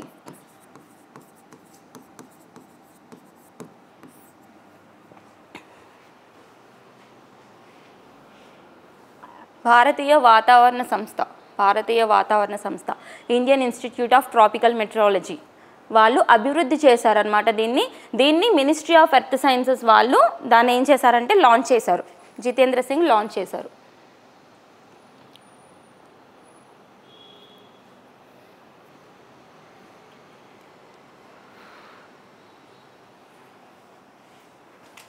అయితే మనకి ఇంతకుముందు ఏమైంది అంటే, ఈ మినిస్ట్రీ ఆఫ్ ఎర్త్ సైన్సెస్కి సంబంధించి ఇదంతా కూడా మనం ఈ అడుగులన్నీ కూడా ఎందులో భాగంగా చూసుకోవచ్చు అంటే, మనకి ఐఎండి ఉంది కదా, ఇండియన్ మెట్రలాజికల్ డిపార్ట్మెంట్, భారతదేశ వాతావరణ సంస్థ ఏదైతే ఉంటుందో Indian metrological department ministry of earth sciences పరిధిలో ఉంటుందండి. మొత్తం వెదర్ ఫోర్కాస్టింగ్స్కి సంబంధించి, వాతావరణానికి సంబంధించి మొత్తం ఒక జాతీయ సంస్థ అనమాట, రెగ్యులేషన్స్ ఇచ్చే ఒక జాతీయ సంస్థ. ఈ ఐఎండికి సంబంధించి మనం వార్షికోత్సవం చూసాం ఇటీవల 15th జనవరి. అది కూడా 150 సంవత్సరాల వార్షికోత్సవం, 150 years అయింది ఐఎండి ఎస్టాబ్లిష్ చేసి. 1875 అడగొచ్చు. 1875 జనవరి 15న ఐఎండిని, భారతీయ వాతావరణ సంస్థని ఏదైతే ఉంటుందో దాన్ని ఎస్టాబ్లిష్ చేసుకున్నాం అనమాట. ఇప్పుడు 150 సంవత్సరాలు అయింది కదా. అప్పుడు ఏమైంది అంటే, నరేంద్ర మోడీ గారు ఆ సందర్భంగా మిషన్ మౌసమ్ అని చెప్పేసి లాంచ్ చేశారు ఒకటి. మిషన్ మౌసమ్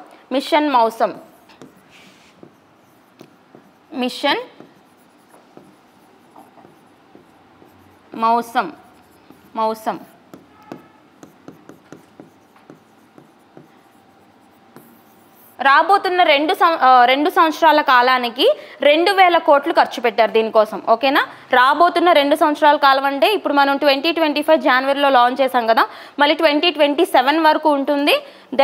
ఈ 2 సంవత్సరాలు దీని మీద ఖర్చు పెట్టడానికి 2000 కోట్లని ఎలొకేట్ చేశారనమాట. అందులో భాగంగానే, ఆ మిషన్ మౌసంలో భాగంగానే ఇప్పుడు మనం అభివృద్ధి చేసుకున్న ఈ భారత్ ఫోర్కాస్టింగ్ సిస్టమ్ కావచ్చు, ఇవన్నీ చూస్తున్నాం మనం. ఓకే, ఇటువైపు కూడా అడుగులు వేస్తున్నాం. ఓకే, ప్రతి రంగంలోనూ సెల్ఫ్ రిలయంట్ ఇండియా, ఆత్మనిర్భరత అని చెప్పేసి మనం చూస్తున్నాం. సో ప్రతి రంగంలోనూ మనం డెవలప్ అవ్వాలి. అందులో భాగంగా ఇక్కడ వెదర్ ఫోర్కాస్టింగ్లో కూడా ఖచ్చితంగా తెచ్చుకోవాలి అని చెప్పేసి ఈ భారత్ ఫోర్కాస్టింగ్ సిస్టమ్ తెచ్చాము. ఖచ్చితంగా దీని మీద క్వశ్చన్ వస్తుంది, ఫోకస్ చేయండి. ఇందులోంచి ఏ పాయింట్ అయినా రావచ్చు, ఏ మంత్రిత్వ శాఖ, ఓకేనా, ఎర్త్ సైన్సెస్ అని చెప్పేసి, లేదంటే ఏ ఇనిషియేటివ్ కింద, మిషన్ మౌసమ్ అనే ఇనిషియేటివ్, దీన్ని ఎప్పుడు లాంచ్ చేశారు? ఐఎండికి సంబంధించిన 150వ వార్షికోత్సవం ఈ సంవత్సరంలో జనవరిలో జరిగిందండి, 2025లో. అప్పుడు నరేంద్ర మోడీ గారు రాబోతున్న 2 సంవత్సరాలకి, ఎన్ని సంవత్సరాలకి అని అడగొచ్చు, 3, 2, 4 ఇట్లా కూడా రావచ్చు. మైన్యూట్ ఫోకస్ చేయండి. రాబోతున్న 2 సంవత్సరాలకి గాను 2000 కోట్లు అలొకేట్ చేశారు. ఓకేనా, ఈ పాయింట్స్ అన్నీ మీకు గుర్తు రావాలి ఇక నుంచి. Okay, yeah, clear? ఓకే, రాసారా ఈ పాయింట్స్ అన్నీ? Next one. సో ఇక్కడ మీకు చైనాకి సంబంధించిన ఓన్ స్పేస్ స్టేషన్ పేరేంటండి? చైనాకి సంబంధించింది ఏంటి? Tiangong. Very good, Tiangong. Doubt ఎందుకు, చెప్పడమే. తియాన్గాంగ్ స్పేస్ స్టేషన్, చైనాకి సంబంధించి తియాన్గాంగ్ స్పేస్ స్టేషన్. అంటే ఇప్పుడు ప్రపంచంలో సొంతంగా అంతరిక్ష కేంద్రం కలిగి ఉన్న కంట్రీ అంటే మనకి చైనానే. మనం అభివృద్ధి చేసుకుంటున్నాం భాస్ అని చెప్పేసి, భారతీయ అంతరిక్ష స్పేస్ స్టేషన్ అని చెప్పి మనకి 2 phases అవుతుందని చెప్పి చూసాం. మొట్టమొదటి ఫేజ్ 2028 కల్లా అవుతుంది, రెండవ ఫేజ్ 2035 కల్లా అవుతుంది. తెలుసా ఈ పాయింట్స్ ఐడియా ఉన్నాయా? మనకి సొంతంగా అంతరిక్ష కేంద్రం ఉండాలి అని చెప్పి మన వ్యోమగాములు అంతరిక్షానికి వెళ్ళినప్పుడు అక్కడ రీసెర్చ్ చేసుకోవడానికి మనకు ఒక కేంద్రం లేదు. అంతర్జాతీయ అంతరిక్ష కేంద్రం ఉంది, కానీ అది మనం కాదు ఇనిషియేట్ చేసింది. 5 కంట్రీస్ ఇనిషియేట్ చేసినాయి. ఎవరు చెప్తారా ఆ 5 కంట్రీస్? రాస్కాస్మోస్ రష్యా, నాసా యుఎస్ఏకి సంబంధించింది, తర్వాత జాక్సా జపాన్కి సంబంధించింది, కెనడా ఫ్రెంచ్ కెనడా ఏజెన్సీ ఒకటి ఉంది, యూరోపియన్ ఏజెన్సీ ఉంది, ఫ్రెంచ్ లేదు, కెనడా యూరోపియన్ ఏజెన్సీ. ఈ 5 కంట్రీస్ కలిసి 1998లో 1998వ సంవత్సరంలో ఈ 5 కంట్రీస్కి సంబంధించిన ఆస్ట్రోనాట్స్ వ్యోమగాములు ఎవరైతే ఉంటారో వీళ్ళందరూ కూడా అంతర్జాతీయ అంతరిక్ష కేంద్రం అని చెప్పి ఒకటి కన్స్ట్రక్ట్ చేసుకున్నారు. ఎక్కడ? లో ఎర్త్ ఆర్బిట్లో. ఇట్లా ఎర్త్ ఉంది అంటే ఇది మన అట్మాస్ఫియర్ అనుకుందాము, మన వాతావరణం అనుకుందాం. మన వాతావరణం నుంచి 400 కిలోమీటర్ల పైన, ఇక్కడ నుంచి తీసుకుంటే 1200 కిలోమీటర్స్ వరకు కూడా లో ఎర్త్ ఆర్బిట్ అంటారు, లియో అని చెప్పేసి పిలుస్తుంటారు. అక్కడే మనకి స్పేషియల్ యాక్టివిటీస్ అన్నీ జరుగుతుంటాయి ఎక్కువగా. అంతరిక్షానికి సంబంధించిన ఈ యొక్క శాటిలైట్స్కి సంబంధించి కావచ్చు, ఇవన్నీ జరుగుతుంటాయి. అక్కడ తేలియాడే ఒక గృహం లాంటి ప్రదేశం అంతర్జాతీయ అంతరిక్ష కేంద్రం. ఓకే, అక్కడికి వెళ్ళి వాళ్ళు రీసెర్చ్ వర్క్స్ చేసుకుంటూ ఉంటారు. ఈవెన్ సునీత విలియమ్స్ గారు వీళ్ళందరూ కూడా ఉన్నది కూడా అక్కడే మొన్నటి వరకు. ఓకే, గుర్తుపెట్టుకోండి. యాక్సియం 4 మిషన్ కండక్ట్ చేసింది కూడా అక్కడే. అమెరికా వాళ్ళు యాక్సియం 4 మిషన్ కండక్ట్ చేశారు కదా, మన కంట్రీకి సంబంధించి ఒక పర్సన్ని సుభాంషు శుక్లా గారిని కూడా తీసుకుని వెళ్ళడం జరిగింది. తెలుసుగా, ఇవన్నీ మనం చదువుకున్నాం స్పేస్లో భాగంగా. సో ఈ అంతర్జాతీయ అంతరిక్ష కేంద్రం ఆల్రెడీ దాని కాలం చెల్లిపోయిందని చెప్పి దాన్ని కూల్చివేయడానికి ఒప్పందం కూడా కుదుర్చుకున్నారు ఇటీవల. ఎందుకు? అందులోంచి ఆక్సిజన్ లీకేజ్లు అవుతున్నాయని చెప్పేసి. ఆక్సిజన్ లీకేజ్ అయితే అది ఉండకూడదు అక్కడ. ఓకేనా? సో ఎవరితో ఒప్పందం కుదుర్చుకున్నారు? స్పేస్ ఎక్స్ కంపెనీ, ఎలాన్ మస్క్కి సంబంధించిన స్పేస్ ఎక్స్ కంపెనీతో ఒప్పందం కుదుర్చుకున్నారు. ఇవన్నీ మనకు తెలుసు. మనం కూడా డెవలప్ చేసుకోబోతున్నాం సొంతది. ఫస్ట్ ఫేజ్ వచ్చేసి 2028 కల్లా కంప్లీట్ అవుతుంది. మొత్తం అంతా కంప్లీట్ అవడానికి 2035 వరకు టైం పడుతుంది. భారతీయ అంతరిక్ష స్పేస్ స్టేషన్, భారతీయ అంతరిక్ష స్పేస్ స్టేషన్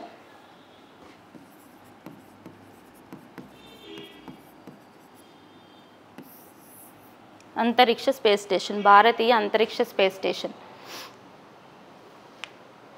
మరి 2035 అంటే ఇది చాలా లాంగ్ పీరియడ్ కదా, అవునా? ఇటీవల ఒక స్టార్టప్ మనకి 2028 కల్లానే, చెప్పాలంటే 2027-28 కల్లానే ఇండియన్ గవర్నమెంట్కి, అది కూడా ఇస్రో వాళ్ళకి ఒక ప్రైవేట్ స్పేస్ స్టేషన్ని కట్టిస్తానని చెప్పేసి చెప్పింది. ఆ స్టార్టప్ పేరు చెప్తారా? యాక్చువల్లీ 2035 అనేది ఇస్రోకి టార్గెట్. 2028 కల్లా ఫస్ట్ ఫేజ్ అవుతుంది. కానీ ఫస్ట్ ఫేజ్ అయినాక మనం యూజ్ చేసుకోవడానికి అవ్వదండి, కంప్లీట్ అవ్వాలి మొత్తం. మరి మొత్తం కంప్లీట్ అవ్వడానికి 2035 వరకు టైం పడుతుంది. అది చాలా లాంగ్ పీరియడ్. ఇప్పుడు ఆల్రెడీ మన కాంపిటీటర్ చైనాకి ఓన్ స్పేస్ స్టేషన్ ఉంది. వాళ్ళకంటే మనం 10 సంవత్సరాలు వెనుకుంటున్నామంటే మనం ఒప్పుకుంటామా? ఒప్పుకోము. సో ఇప్పుడు ఏంటి అంటే ఒక స్టార్టప్ అనమాట, బెంగళూరుకి సంబంధించి ఒక స్టార్టప్ ఆకాశలబ్ధి. ఆ స్టార్టప్ పేరు ఆకాశలబ్ధి. ఆకాశలబ్ధి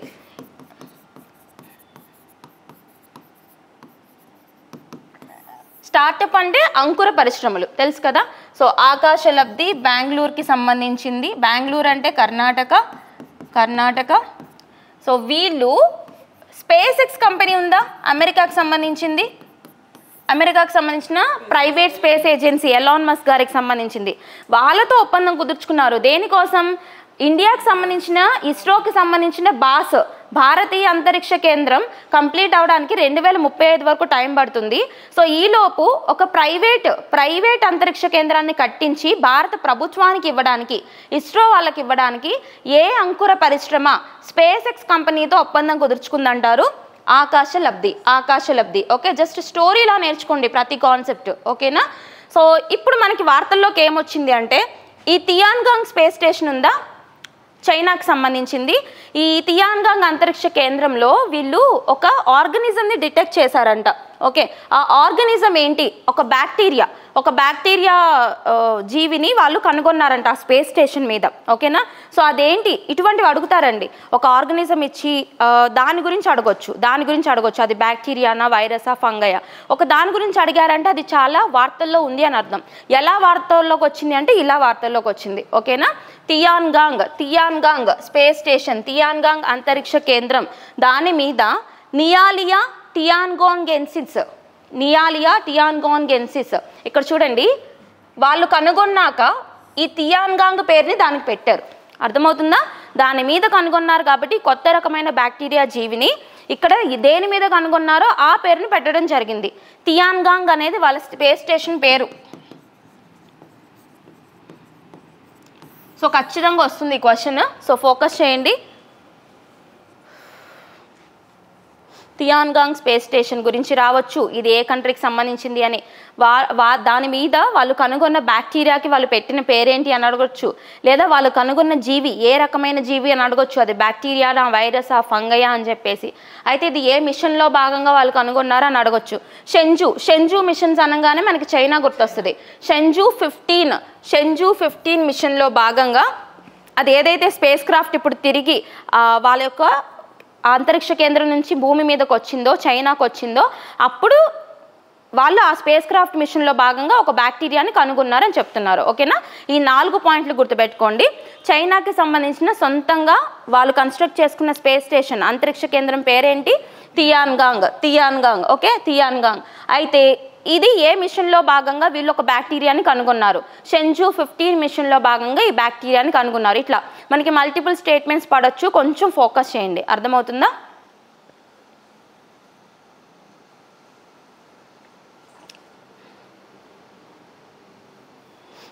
క్లియరా? సో నెక్స్ట్, జ్ఞాన భారతం మిషన్. తెలుసా దేని గురించి? వాట్ ఈస్ జ్ఞాన భారతం మిషన్? సో మనం చెప్పుకునేవన్నీ చాలా ఇంపార్టెంట్ కాన్సెప్ట్స్, మీకు ఖచ్చితంగా రెప్లికేట్ అవుతాయి ఎగ్జామ్స్లో. సో జ్ఞాన భారతం మిషన్ నరేంద్ర మోడీ గారి నోటి వెంట అనౌన్స్ చేయబడింది ఇటీవల. అంటే అనౌన్స్ చేయడం అంటే ఆయన ఒక చురుకేశారనమాట. అట్లా మనకి మళ్ళీ హైలైట్ అయింది ఈ పాయింట్. ఇది యాక్చువల్లీ 2025-26 బడ్జెట్ ఇచ్చారు కదా, అప్పుడే నిర్మలా సీతారామన్ గారు అనౌన్స్ చేశారు. అయితే ఇటీవల మళ్ళీ ఎందుకు వార్తల్లోకి వచ్చిందంటే దీనికి సంబంధించి బడ్జెట్ని పెంపొందించారు. బడ్జెట్ ఏదైతే అప్పుడు బడ్జెట్లో పెట్టారో దానికి ఇంకా పెంచారనమాట. బడ్జెట్లో జనరల్లీ కొంత ఇచ్చారండి, దానికి ఇప్పుడు ఇంకా పెంచారు, అడిషనల్గా పెంచారు. అలా ఒకటి వార్తల్లోకి వచ్చింది. ఇంకొకటి, నరేంద్ర మోడీ గారు పార్లమెంట్లో ఒక స్పీచ్ ఇస్తూ ఒక మాట అన్నారు, మన బడ్జెట్లో చాలా చాలా చాలా కొత్తవి పథకాలు తీసుకొచ్చాము, మన దేశ సంస్కృతిని, వారసత్వాన్ని ప్రపంచవ్యాప్తంగా తెలియజేసి డిజిటలైజ్ చేసే ఎన్నో మిషన్స్, జ్ఞాన భారతం లాంటి మిషన్ని కూడా మనం తీసుకొచ్చాం. ఆయన నోటి వెంట అన్నారు. గుర్తుపెట్టుకోండి, మన్ కీ బాత్ ప్రోగ్రాంలో కానీ నరేంద్ర మోడీ గారు కానీ విడిగా ఎక్కడ చెప్పినా, లేదా ప్రెసిడెంట్ ఆఫ్ ఇండియా ఏదన్నా ప్రస్తావన తీసుకొచ్చినా ఇటువంటి వాటి మీద ఎక్కువ క్వశ్చన్స్ వస్తూ ఉంటాయి. సో జ్ఞాన భారతం మిషన్ గురించి నరేంద్ర మోడీ గారు అనౌన్స్ చేశారు. ఆయన చెప్తూ ఏమన్నారంటే, ఇటువంటి ఎన్నో ప్రతిష్టాత్మకమైన ప్రాజెక్ట్స్ వచ్చినప్పటికీ కూడా దేశ ప్రజల ఫోకస్ అంతా కూడా జిఎస్టీ ఈ ట్యాక్స్ మీదే పడింది. నిర్మలా సీతారామన్ గారు ట్యాక్స్ ఎగ్జంప్షన్ పెంచారు, 12 లక్షల వరకు ట్యాక్స్ లేదని చెప్పారు కదా. అందరూ కూడా కొంచెం చాలా సంతోషపడ్డారు. అరే అనవసరంగా ఈవెన్ మనం తిట్టాము, అర్థం కాలేదు ఈవిడ గురించి అని చెప్పి చాలా మీమ్స్ వచ్చినాయి అనమాట.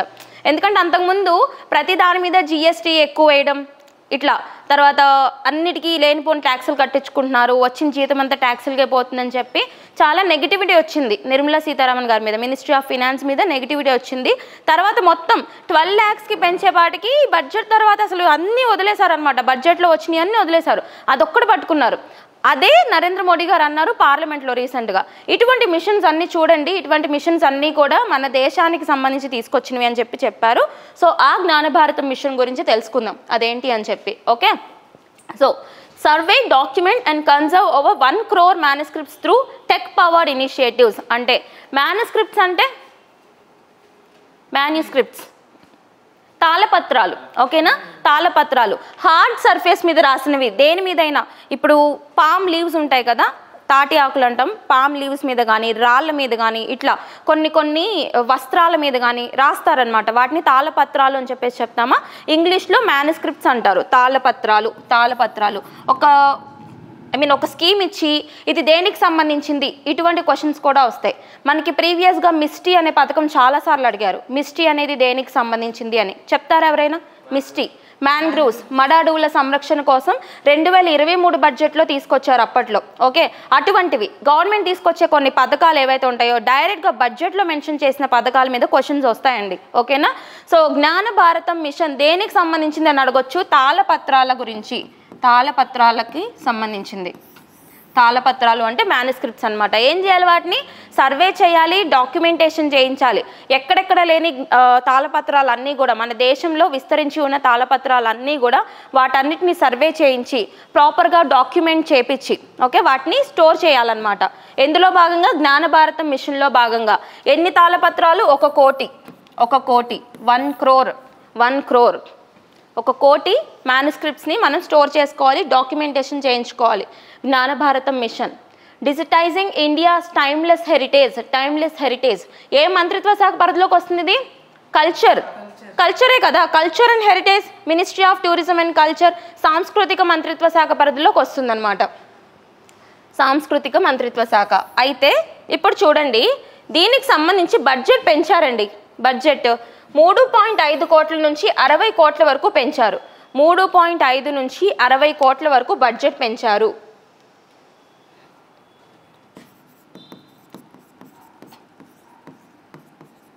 సో ఈ స్టేట్మెంట్ పడవచ్చు.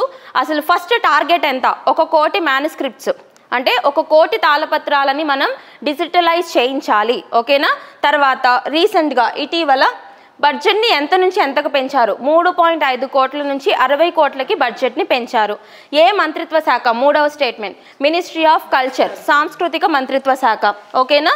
సో ఈ పాయింట్స్ అన్నీ కూడా మీకు గుర్తు రావాలి. అండ్ నెక్స్ట్ వన్ చూసుకుంటే ఇప్పుడు June 9th రాబోతుంది కదా, June 9th నుంచి దీన్ని స్ట్రిక్ట్గా అమల్లో పరుస్తామని చెప్పడం జరిగింది. ఓకేనా? ఆల్రెడీ యూనియన్ బడ్జెట్లో అనౌన్స్ చేశాము, June 9th నుంచి దాన్ని స్ట్రిక్ట్గా అమలు పరుస్తామని చెప్పారు. అండ్ ఇటువంటి మిషన్స్ ఇంతకుముందు లేవా అంటే ఉన్నాయి. అయితే ఎప్పుడు వచ్చింది మరి? అది 2003లో వచ్చింది. నేషనల్ మ్యానుస్క్రిప్ట్స్ మిషన్ రాయండి.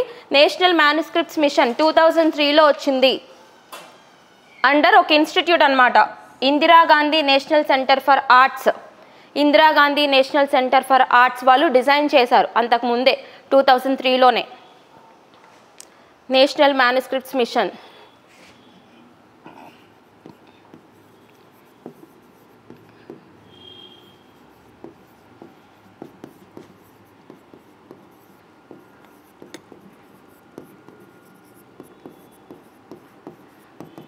జాతీయ తాళప్రతుల మిషన్ మనకిది సాంస్కృతిక మంత్రిత్వ శాఖ. అందులో ఇన్వాల్వ్ అయిన ఒక ఆర్గనైజేషన్ పేరేంటి అని అడగొచ్చు. ఇది మనము జనరల్లీ బుక్స్ చదువుతుంటాం కదా, ఇగ్నోవ్ బుక్స్ అని చెప్పేసి చదువుతాం. అదేంటంటే ఇందిరాగాంధీ నేషనల్ ఇన్స్టిట్యూట్ ఉంటుందా, వాళ్ళకి సంబంధించి మెటీరియల్స్ చాలా ప్రామాణికంగా ఉంటాయండి. అవి మనకి కంట్రీలో కొంచెం హయ్యర్ ఎగ్జామినేషన్స్ ఉంటాయి కదా, డెస్క్రిప్టివ్ రాసే ఎగ్జామినేషన్స్కి, వాటి డేటా చాలా యూజ్ అవుతుంది. మేజర్గా స్టూడెంట్స్ రిఫర్ చేస్తూ ఉంటారు ఆ బుక్స్. ఓకేనా? సో ఆ ఇన్స్టిట్యూట్ కూడా ఇందులో ఇన్వాల్వ్ అయిందనమాట. ఈ స్టేట్మెంట్స్ అన్నీ గుర్తు రావాలి. చూడండి, మనం ఏ స్కీమ్ చూసినా నంబర్ ఆఫ్ స్టేట్మెంట్స్ ఫార్మాట్లో చదువుకుంటున్నాం అన్నీ లింక్ చేసుకొని. మీకు ఫర్ ఎగ్జాంపుల్ రేపో ఎల్లుండో పేపర్లో ఏదన్నా ఒక ప్రోగ్రామ్ మనం చదువుకున్న వాటి గురించి వచ్చింది అనుకుందాం. అప్పుడు ఏమి అప్డేట్ వచ్చింది, దాంతోపాటు అంతకుముందు మనకు దాని గురించి ఏం తెలుసు, అవన్నీ మీకు మైండ్లో గుర్తు రావాలి. ఓకేనా? టార్గెట్స్ ఏంటి అని చెప్పి మనం చూసాం కదా, నిన్న PM సూర్య గారి గురించి క్వశ్చన్ వచ్చిందని చెప్పారు. ఓకే, అందులో చూసాను నేను క్వశ్చన్, ఆ పాయింట్స్ అన్నీ కూడా కవర్ అయినాయి మనకి. యాక్చువల్లీ అంటే 1 కోటి హౌస్ హోల్డ్స్కి మనం ఇవ్వబోతున్నాం 2027. సో ఈ విధంగా చదువుకోవడం వల్ల ఎగ్జామినేషన్ జనరల్లీ రివ్యూస్ అన్నీ ఎలా ఉన్నాయంటే, లెందీ పేపర్ చాలా టైం పడుతుంది, అన్ని మల్టిపుల్ స్టేట్మెంట్స్ ఉన్నాయని చెప్పి చాలా బాధపడుతున్నారు స్టూడెంట్స్. అంత బాధ ఎప్పుడు పడాల్సి వస్తుంది అంటే, మనం ఈ ఫార్మాట్లో క్లాస్లో అలవాటు చేసుకోకపోతే ఎగ్జామ్లో అలానే బాధపడాల్సి వస్తుంది. ఎందుకంటే మన బాధ ఎగ్జామ్ రిజల్ట్ని మార్చదు, మన బాధ ఎగ్జామినర్ని కరిగించదు. అక్కడ బయటకు కనిపించేది కేవలం రిజల్ట్ మాత్రమే. మరి మనం అందరం అంత బాధపడుతున్నాం కదా, మరి ఎవ్వరూ పాస్ అవ్వకుండానే ఉంటారా? పాస్ అవుతున్నారంటే మరి వాళ్ళకి మనకి తేడా ఏంటండి? ద వే ఆఫ్ ప్రిపరేషన్ అంతే ఇన్డెప్త్గా మీరు నేర్చుకోవాలి. ప్రతిదీ కష్టం అనుకోకుండా మనం ఎన్ని పాయింట్స్ అయితే చూస్తున్నామో అన్నీ చూడండి. మ్యాక్సిమం 360 degrees అనలైజ్ చేసి నేను మీకు ఎక్స్ప్లెయిన్ చేస్తా. 1-2 మిస్ అయినా ఒకవేళ మీరు అప్డేట్ చేసుకున్నా నో ప్రాబ్లం, లేదా తర్వాత క్వశ్చన్స్లో నేనే అప్డేట్ చేస్తా. ఓకే, సో ఈ మిషన్ గుర్తుపెట్టుకోవాలి, చాలా చాలా ఇంపార్టెంట్. 3.5 కోట్ల నుంచి 60 కోట్లకు బడ్జెట్ని పెంచారు. విద్యా సంస్థలు, గ్రంథాలయాలు, మ్యూజియంలు మరియు ప్రైవేట్ సేకరణలలో ఉన్న 1 కోటి కంటే ఎక్కువ మ్యానుస్క్రిప్ట్లను సర్వే చేయడం, డాక్యుమెంట్ చేయడం, డిజిటలైజ్ చేయడం మరియు సంరక్షించడం ఈ చొరవ ద్వారా జరుగుతుంది. ఓకే, ఎక్కడెక్కడ ఉన్నాయన్నీ కలెక్ట్ చేస్తారు, వాటన్నిటిని డిజిటలైజ్ చేస్తారు. అయితే ఈ నేషనల్ మ్యానుస్క్రిప్ట్స్ మిషన్కి ఒక ప్రాబ్లం వస్తుంది ఇప్పుడు. ఆ ప్రాబ్లం ఏంటి అంటే ఈ జ్ఞాన భారతం మిషన్కి మనకి 1 కోటి అన్నారు కదా తాళప్రతులు, 1 కోటి. అందులో వీళ్ళు ఇక్కడ చెప్పిన వాటిలో తక్కువే ఉన్నాయి. ఇక్కడ చెప్పిన గ్రంథాలయాలు, మ్యూజియంలు వీటిల్లో తక్కువ ఉన్నాయి. ఇంతకుముందు మనకి యాక్చువల్లీ ఇప్పుడు కూడా ఆక్షనింగ్ అని చెప్పి జరుగుతుంటుంది కదా, వేలం పాట అని చెప్పేసి. కొంతమందికి కలెక్ట్ చేయడం హాబీగా ఉంటుంది. మన పురావస్తు కాయిన్స్ కానీ తాళపత్రాలు కానీ కలెక్ట్ చేయడం హాబీగా ఉంటుంది. సో వాళ్ళల్లో రిచ్ పీపుల్ కూడా ఉంటారు. అవునా, చాలామంది ఆక్షనింగ్కి వస్తున్నారంటే వాళ్ళు ఆబ్వియస్గా రిచ్ పీపులే వస్తారు మోస్ట్లీ. అవునా, సో ఎక్కువగా వీళ్ళ చేతుల్లో ఉండిపోయినాయి అంట అవన్నీ కూడా. అర్థమవుతుందా? ఇప్పుడు అవన్నీ ఎక్కడున్నాయో, ఎవరెవరు ఆక్షనింగ్లో ఎవరు కొనుక్కున్నారో ఇవన్నీ కూడా వెతకడం పెద్ద కష్టం అయిపోయింది ఇప్పుడు. ఓకే, సో దీనికి మనం ఫేస్ చేసే ఛాలెంజెస్ ఏంటి అని కూడా అడగొచ్చు. ఈ పాయింట్ జస్ట్ మైండ్లో పెట్టుకోండి. ఓకేనా? నెక్స్ట్ ఇంకొక పాయింట్ అండి, మనకి జనరల్లీ మన ఏమంటారు ఏన్షియన్ మాన్యుమెంట్స్ ఉంటాయి కదా. ఏన్షియన్ మాన్యుమెంట్స్ అంటే మనకి మన హెరిటేజ్కి సంబంధించిన విగ్రహాలు కావచ్చు, మన హెరిటేజ్, మన వారసత్వ సంపద కావచ్చు, వీటన్నిటిని మనం ప్రొటెక్ట్ చేసుకోవాలని మనకి కాన్స్టిట్యూషన్లో కూడా ఉంది, రాజ్యాంగంలో కూడా ఉంది. ఎక్కడుంది అంటే డిపిఎస్పి ఉందా, డైరెక్టివ్ ప్రిన్సిపల్స్, ఆదేశిక సూత్రాలు ఉన్నాయి కదా, అందులో ఆర్టికల్ 49. ఓకేనా, 49 గుర్తుపెట్టుకోండి, ఈ పాయింట్ లింక్ చేసుకోండి. మన చరిత్ర, సంస్కృతి, వారసత్వానికి నిలువటద్దంగా నిలిచే సంపద ఏదైతే ఉంటుందో వాటన్నిటిని సంరక్షించుకోవాల్సిన బాధ్యత ప్రభుత్వానికి ఉంటుంది. అదే డైరెక్టివ్ ప్రిన్సిపల్స్లో చెప్పారు. సో అందులో భాగంగానే గవర్నమెంట్ ఇటువంటి ఇనిషియేటివ్స్ అనేది తీసుకొస్తుంది. మరి ఇది ప్రభుత్వం తీసుకొచ్చిందే కదా మినిస్ట్రీ ఆఫ్ కల్చర్ అంటే. సో డైరెక్టివ్ ప్రిన్సిపల్స్లో ఉంది. Okay, just link up these points. And next one, artificial intelligence. మనం ఆల్రెడీ ఈ టాపిక్ మీద కొన్ని పాయింట్స్ రాసుకున్నాం. ఇండియాస్ ఫస్ట్ ఏఐ టీచర్ అని చెప్పి చెప్తారా ఎవరన్నా? అవన్నీ క్వశ్చన్స్ అడగనా ఒకసారి. ఇండియాస్ ఫస్ట్ ఏఐ టీచర్ పేరేంటి? AI teacher. ఇక్కడ మళ్ళీ మనకి 3 అప్డేట్స్ వచ్చినాయి, అందుకని చెప్తున్నా. మీకు ఆల్రెడీ ఆ రోజు చెప్పా, ఏ టాపిక్ వచ్చినా ఆ టాపిక్కి సంబంధించి మనకి ప్రీవియస్ దానికి అప్డేట్ చేయాలి అని. అవునా? భారతదేశంలో మొట్టమొదటి ఏఐ టీచర్ పేరు చెప్పండి. AI teacher iris at least from which state? Kerala. మొట్టమొదటి ఏఐ ఉపాధ్యాయురాలు కేరళలో ఐరిస్ అని చెప్పి రాశారు. ఇవన్నీ మీరు ఆల్రెడీ ఎక్కడో ఉంటుంది నోట్స్లో. ఓకే, సో చదవండి మళ్ళీ. ఓకేనా? తర్వాత న్యూస్ రీడర్స్ కూడా వచ్చారు. న్యూస్ రీడర్స్లో ప్రైవేట్ ఛానల్కి చెప్పాను, గవర్నమెంట్ ఛానల్కి కూడా చెప్పాను. ప్రైవేట్ ఛానల్ ఆజ్ తక్ న్యూస్ ఛానల్ పేరు సనా. ఈ పేరు గుర్తుంటుంది బాగా మీకు కదా, సనా. ఓకేనా, సనా ప్రైవేట్ న్యూస్ ఛానల్లో ఏఐ న్యూస్ రీడర్ పేరు సనా. మరి government news channel DD Kisan, అందులో క్రిస్టియన్ భూమి. ఇది చెప్పరే, క్రిస్టియన్ భూమి. ఓకేనా, సనా వచ్చేసి, సనా అనగానే ఐశ్వర్యరాయని గుర్తుపెట్టుకున్నారు కదా. ఓకేనా, సనా వచ్చేసి ప్రైవేట్ న్యూస్ ఛానల్, ఆజ్ తక్ అనే న్యూస్ ఛానల్ అనమాట. మరి క్రిస్టియన్ భూమి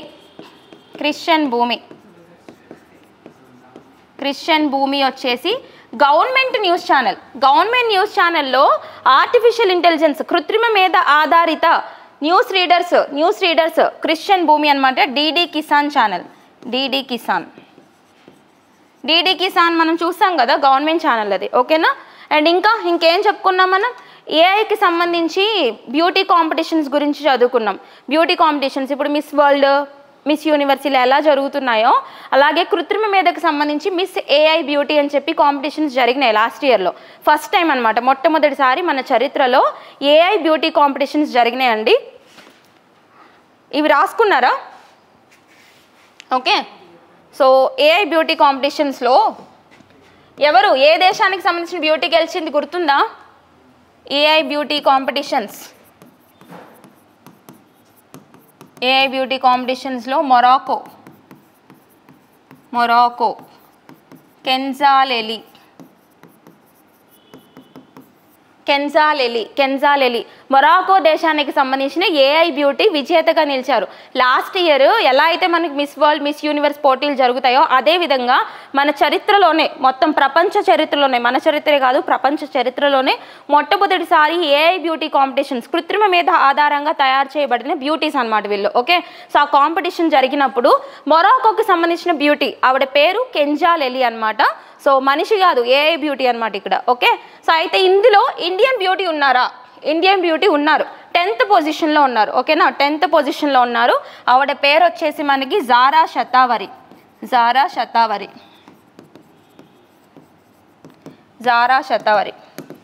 ఇండియన్ బ్యూటీ జారా షతావరి పేరేంటని అడుగుతారు. ఇండియన్ బ్యూటీ పేరేంటంటారు? Zara Shatavari. And first AI contestant అని చెప్పేసి చూసాం. ఎన్నికల్లో పాల్గొన్న మొట్టమొదటి ఆర్టిఫిషియల్ ఇంటెలిజెన్స్ కంటెస్టెంట్. బ్రిటన్ ఎన్నికలు జరిగినాయి, కీర్ స్టార్మర్ వచ్చారు. అవునా, రిషి సునాక్ గారి ప్లేస్లో కీర్ స్టార్మర్ వచ్చారు. ఆ ఎన్నికల్లో స్టీవ్ అనే ఒక పర్సన్, అతనికి ఏఐ రెప్లికాని ఎలక్షన్స్లో తిప్పాడనమాట. అతను వెళ్ళి తిరగలేదు, ఏఐ రెప్లికాని తిప్పాడు స్టీవ్. ఓకే, మొట్టమొదటి ఏఐ కంటెస్టెంట్. ఇదంతా ప్రీవియస్ టాపిక్. ఇప్పుడు దీన్ని ఎందుకు లింక్ చేస్తున్నానంటే, ఇప్పుడు వార్తల్లోకి మళ్ళీ మనకి టాపిక్ వచ్చిందండి. ఆ టాపిక్కే ఇది చూడండి. మనకి ఫస్ట్ క్లినిక్ వచ్చింది. ఫస్ట్ ఆర్టిఫిషియల్ ఇంటెలిజెన్స్ క్లినిక్లో ఫస్ట్ ఏఐ డాక్టర్ వచ్చారనమాట. డాక్టర్ గుర్తుపెట్టుకోవాలి, ఫస్ట్ డాక్టర్ ఎక్కడ వచ్చారని అడుగుతారు. సౌదీ అరేబియా అడుగుతారు. ఇటువంటివన్నీ సూపర్లేటివ్స్ ఇష్యూస్, స్పెషల్ ఇష్యూస్ అనమాట. సౌదీ అరేబియా దేశంలో మొట్టమొదటి కృత్రిమ మీద ఆధారిత డాక్టర్ హువా. పేరేంటి? హువా. ఇప్పుడు వరకు వచ్చినాయి అని మీకు గుర్తు రావాలి. ఇంకోసారి అడిగినప్పుడు చెప్పకపోతే ఊరుకొని చెప్తున్నా. ఓకే, అన్నీ గుర్తు రావాలి. హువా డాక్టర్. అయితే ఇక్కడ ఒక ట్విస్టింగ్, ఈ క్లినిక్ సౌదీ అరేబియాలో పెట్టారు. ఓకే, డాక్టర్ పేరు హువా, కానీ క్లినిక్ పెట్టింది సౌదీ అరేబియా కాదు, చైనా. వెరీ గుడ్, చైనాకి సంబంధించిన ఒక స్టార్టప్ సిన్సీ ఏఐ. ఏమైంది? సిన్సీ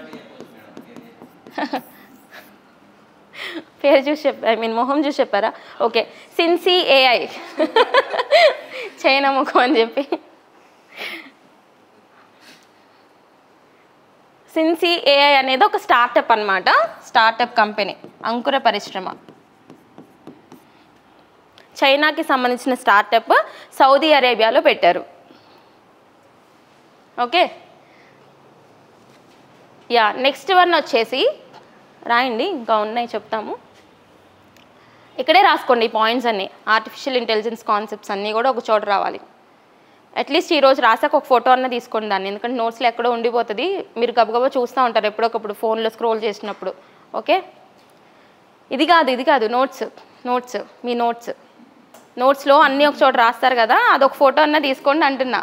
ఓకే, యా నెక్స్ట్ ఇటువంటి కాన్సెప్టే ఇంకొకటి వచ్చింది మనకి. ఇక్కడ డాక్టర్ని చూసాం, మరి నర్సు ఉన్నారా? నర్సు కూడా ఈ నెలలోనే వార్తల్లోకి వచ్చారు. మొట్టమొదటి ఏఐ నర్స్, కృత్రిమ మీద ఆధారిత నర్స్. రాసుకోండి, ఫస్ట్ ఏఐ నర్స్ కృత్రిమ మీద ఆధారిత నర్స్. పేరు చెప్తారు ఎవరైనా? న్యూరాబోట్.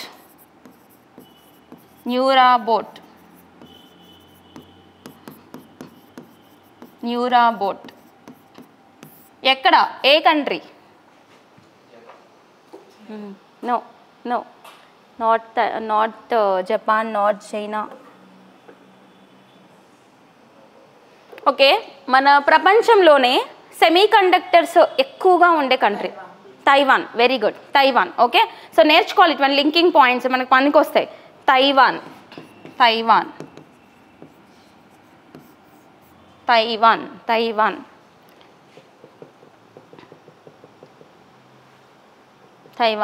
న్యూరాబోట్ గుర్తుపెట్టుకోవాలి. ఫస్ట్ నర్స్ ఎక్కడొచ్చారు మనకి? మే మంత్లోనే లాస్ట్ వీక్లో వచ్చిన కాన్సెప్ట్స్ ఇవన్నీ కూడా, డాక్టర్, నర్సు ఇవన్నీ. అండ్ మన కంట్రీలో, ఓకేనా, మన కంట్రీలో ఒక స్టేట్లో ఆర్టిఫిషియల్ ఇంటెలిజెన్స్ బేస్డ్ ఒక పర్సన్ వచ్చారనమాట. నేను అది మీకు అప్డేట్ చేస్తాను. అస్సాం రాష్ట్రానికి సంబంధించి అంకిత అని చెప్పేసి ఒక పర్సన్ వచ్చారు. దానికి ఇంకా డీటెయిలింగ్ రాలేదు, నేను వచ్చిన తర్వాత చెప్తాను, ఓకేనా? నెక్స్ట్ సెషన్లో చెప్తా. సో ఇక్కడ వరకు మాత్రం గుర్తుపెట్టుకోండి. అండ్ అస్సాం స్టేట్కి సంబంధించి ఇంకొక ఇంపార్టెంట్ పాయింట్ ఉంది, ఒక సూపర్లేటివ్ ఇష్యూ. మొట్టమొదటిసారిగా ఒక రాష్ట్రం మన దేశంలో India's first state to launch its own satellite. Generally satellite machines అంటే ఇస్రో వాళ్ళు కండక్ట్ చేస్తూ ఉంటారు, లేదా ఒక ప్రైవేట్ ఆర్గనైజేషన్ ఇస్రో ద్వారా కండక్ట్ చేస్తూ ఉంటుంది, లేదా ఒక ఇన్స్టిట్యూషన్లోని పిల్లలందరూ కలిసి ఎవరొకరి సారథ్యంలో శాటిలైట్స్ తీసుకొచ్చి at the end of the day ISRO దగ్గర లాంచ్ చేస్తారు, అవునా? అలా కాకుండా అస్సాం వాళ్ళు సొంతంగా ఒక శాటిలైట్ని తీసుకొచ్చారు. ఆ శాటిలైట్ పేరు చెప్తారా? అస్సాం శాట్. గుర్తుపెట్టుకోండి, ఇది మనకి లాస్ట్ ఈ మంత్లోనే వచ్చింది. అస్సాం శాట్ ఈ మంత్ కాదు, 2 months బ్యాక్ వచ్చింది. Assam SAT India's first state to launch satellite. Assam SAT Assam state, ఆ శాటిలైట్ పేరు అస్సాం శాట్. భారతదేశ మొట్టమొదటి రాష్ట్రం, ఉపగ్రహాన్ని తీసుకొచ్చిన మొట్టమొదటి రాష్ట్రం అస్సాం. ఇంకా 2 ఇష్యూస్తో కాంట్రవర్షీలో ఉందని చెప్పాను మీకు, గుర్తుందా? అస్సాం హిమంత బిశ్వ శర్మ గారు ఉన్నారు అక్కడ చీఫ్ మినిస్టర్. ముస్లిమ్స్కి సంబంధించి కాంట్రవర్సీ గుర్తులేదా? ముస్లిమ్స్కి సంబంధించి ముస్లిం వివాహ చట్టాన్ని రద్దు చేసిన రాష్ట్రం అస్సాం.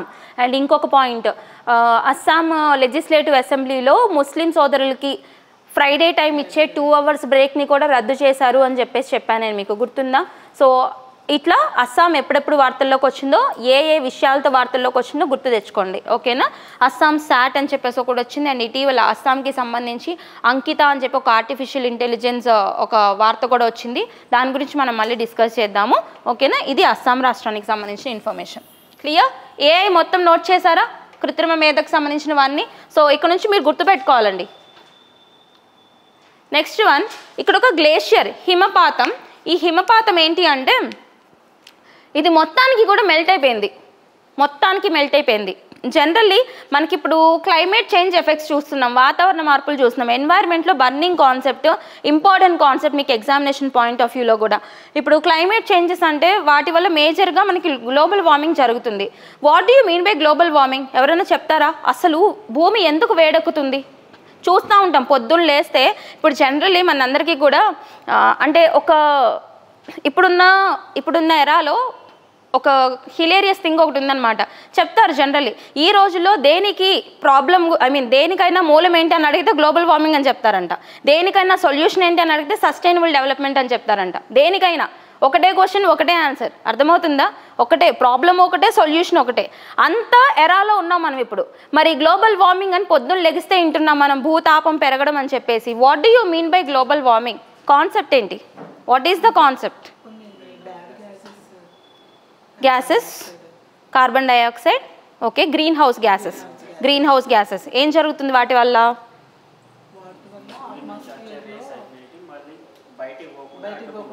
అడ్డుకుంటున్నాయి, ఓకే. సో చూడండి, జనరల్లీ మనకి కాన్సెప్ట్స్ నేర్చుకుందామండి ఒకసారి. ఇప్పుడు ఫర్ ఎగ్జాంపుల్ ఇట్లా మన ఎర్త్ ఉంది అనుకుందాం, ఓకేనా?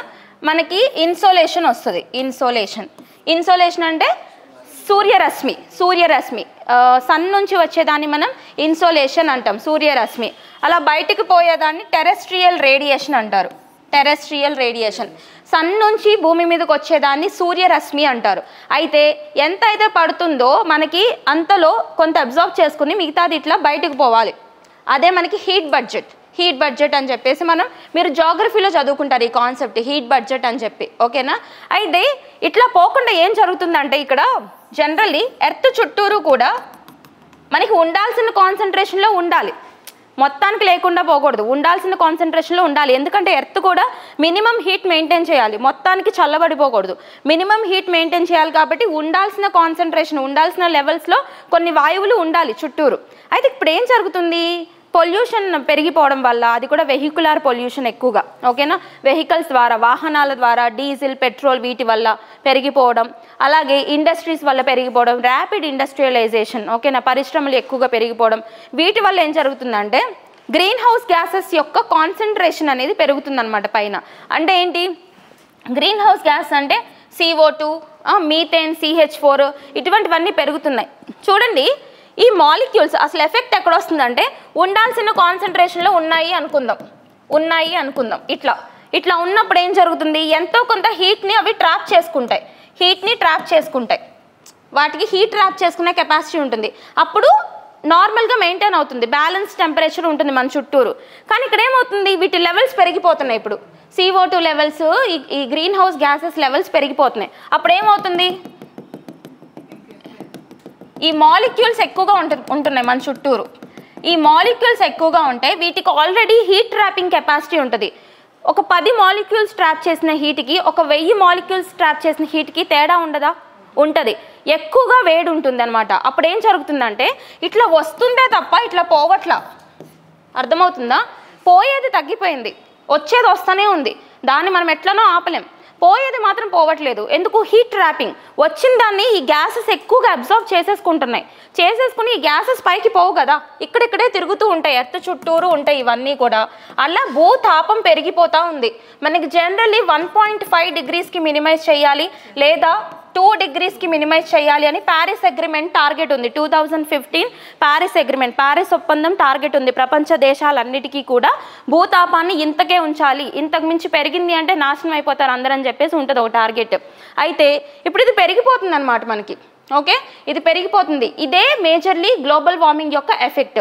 ఇప్పుడు చెప్పండి, మనం ఏదైనా కానీ ఫర్ ఎగ్జాంపుల్ ఐస్ ఉంటుందండి, ఐస్ని తీసుకొచ్చి ఫ్రిడ్జ్లోంచి బయట పెడతాం, కరిగిపోదా? ఎందుకు? వేడి వల్ల కరిగిపోతుంది. ఇదే విధంగా గ్లేషియర్స్ ఉంటాయి కదా, మేజర్ ఎఫెక్ట్ గ్లేషియర్స్ మెల్టింగ్, హిమపాతాలన్నీ కరిగిపోతున్నాయి. ఇలా కరిగిపోవడం వల్ల ఏం జరుగుతుందంటే వాటర్ లెవెల్స్ పెరుగుతున్నాయి, అన్నీ మునిగిపోతున్నాయి. ఆ ఎఫెక్ట్ కారణంగానే మీకు నిన్న చెప్పా, ఇండోనేషియా క్యాపిటల్ కూడా మార్చుకుంటుంది నుసంతరా అని చెప్పేసి, జాకర్తా నుంచి అని చెప్పా. అలానే ఒక కంట్రీ అయితే మొత్తానికి డిజిటలైజ్ చేసి పడేసింది కంట్రీని. ఆ కంట్రీ పేరు చెప్తారా? అదొక ఐలాండ్ నేషన్ అండి, ఐలాండ్ ద్వీపదేశం. అసలు అది మధ్యలో ఉంటుంది అనమాట, సముద్రం మధ్యలో. సో వాళ్ళకి అర్థమైపోయింది మునిగిపోతుంది ఎప్పటికైనా అని. మొత్తాన్ని world's first digitalised country due to climate change effect ఏది అని అడుగుతారు. తువాలు ఐలాండ్స్ గుర్తుపెట్టుకోండి, పక్కన ఎక్కడన్నా రాసుకోండి. World's first digitalised country due to climate change అని రాసుకోండి. డ్యూ టు క్లైమేట్ చేంజ్, వాతావరణ మార్పుల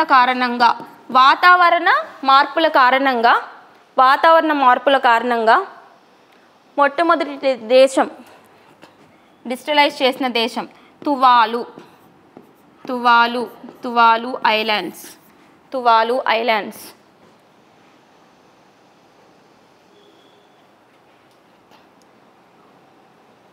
ఓకే, ఇట్లా మనం ఈ ఎఫెక్ట్స్ అన్ని చూస్తున్నాం కదా. వీటిలో భాగంగా ఇప్పుడు ఏం జరిగింది అంటే మీకు చెప్పాను నేను already, glaciers melt అయిపోతున్నాయని.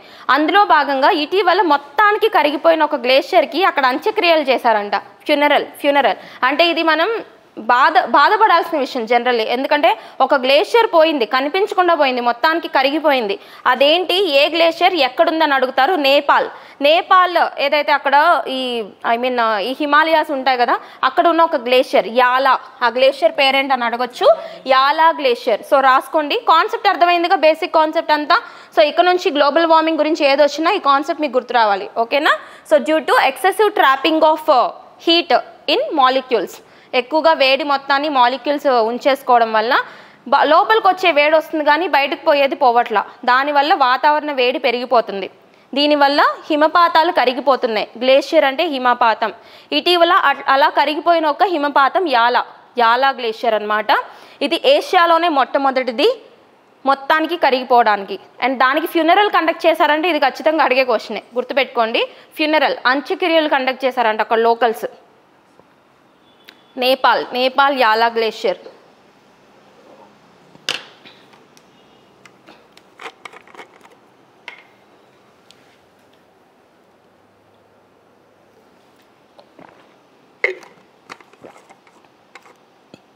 Khelo India beach గేమ్స్లో మెడల్ టాలీలో టాప్లో ఉన్న స్టేట్ ఏంటి? Medal tally Manipur. Okay, total మెడల్స్లో మహారాష్ట్ర. నిన్న చెప్పుకున్నాం మనం. ఓకేనా, నిన్న రాని వాళ్ళు ఉన్నారు కదా. Okay, no problem. ఒకసారి మీ ఫ్రెండ్స్ దగ్గర నోట్స్ కాపీ చేసుకోండి. అండ్ ఖేలో ఇండియా యూత్ గేమ్స్లో టాప్లో ఉన్న స్టేట్ యూత్ గేమ్స్ మహారాష్ట్ర. బీహార్లో కండక్ట్ చేశారని చెప్పా. బీచ్ గేమ్స్ వచ్చి డయూలో కండక్ట్ చేశారు. యూత్ గేమ్స్ వచ్చేసి బీహార్లో కండక్ట్ చేశారు. ఓకే, సో గుర్తుపెట్టుకోండి.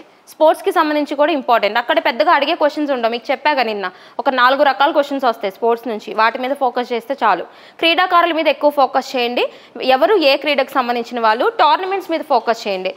టోర్నమెంట్స్లో మెడల్ టాలీస్ ఏంటి, మన కంట్రీకి సంబంధించిన టోర్నమెంట్స్ అయితే అందులో ఏ స్టేట్స్ ముందు వరుసలో ఉన్నాయి. అలా కాకుండా ప్రపంచవ్యాప్తంగా కండక్ట్ చేసుకునేవి అయితే అందులో టాప్లో ఉన్న కంట్రీస్ ఏంటి, మన కంట్రీ ఏ పొజిషన్లో ఉంది, మన కంట్రీకి ఎన్ని మెడల్స్ వచ్చినాయి, ఒకవేళ మెడల్స్ వస్తే ఏ క్రీడకు వచ్చినాయి, ఇటువంటివి ఫోకస్ చేయాలి. ఓకేనా. And present world chess champion ఎవరు? ప్రజెంట్ దొమ్మరాజు గుకేష్. ఓకేనా. ఆయన మీద ఉన్న 2 రికార్డ్స్ ఏంటి? దొమ్మరాజు గుకేష్ రికార్డ్స్. అతి చిన్న వయస్కుడు. ఇంకొకటి ఇండియా సెకండ్. 2013 కంటే ముందు విశ్వనాథన్ ఆనంద్ గారు ఉన్నారు. తర్వాత వరుసగా ఎవరున్నారు? Magnus Carlsen. And D Gukesh గారు ఎవరిని ఓడించి వచ్చారు? అడిగినట్టున్నారు, మొన్న క్వశ్చన్ అడిగారు కదా, ఎవరిని ఓడించారు? కానీ వాళ్ళు వేరే పేరు ఇచ్చారు. అవునా, రష్యన్ ప్లేయర్ పేరు ఇచ్చారు. ఓకే, గుర్తుందా?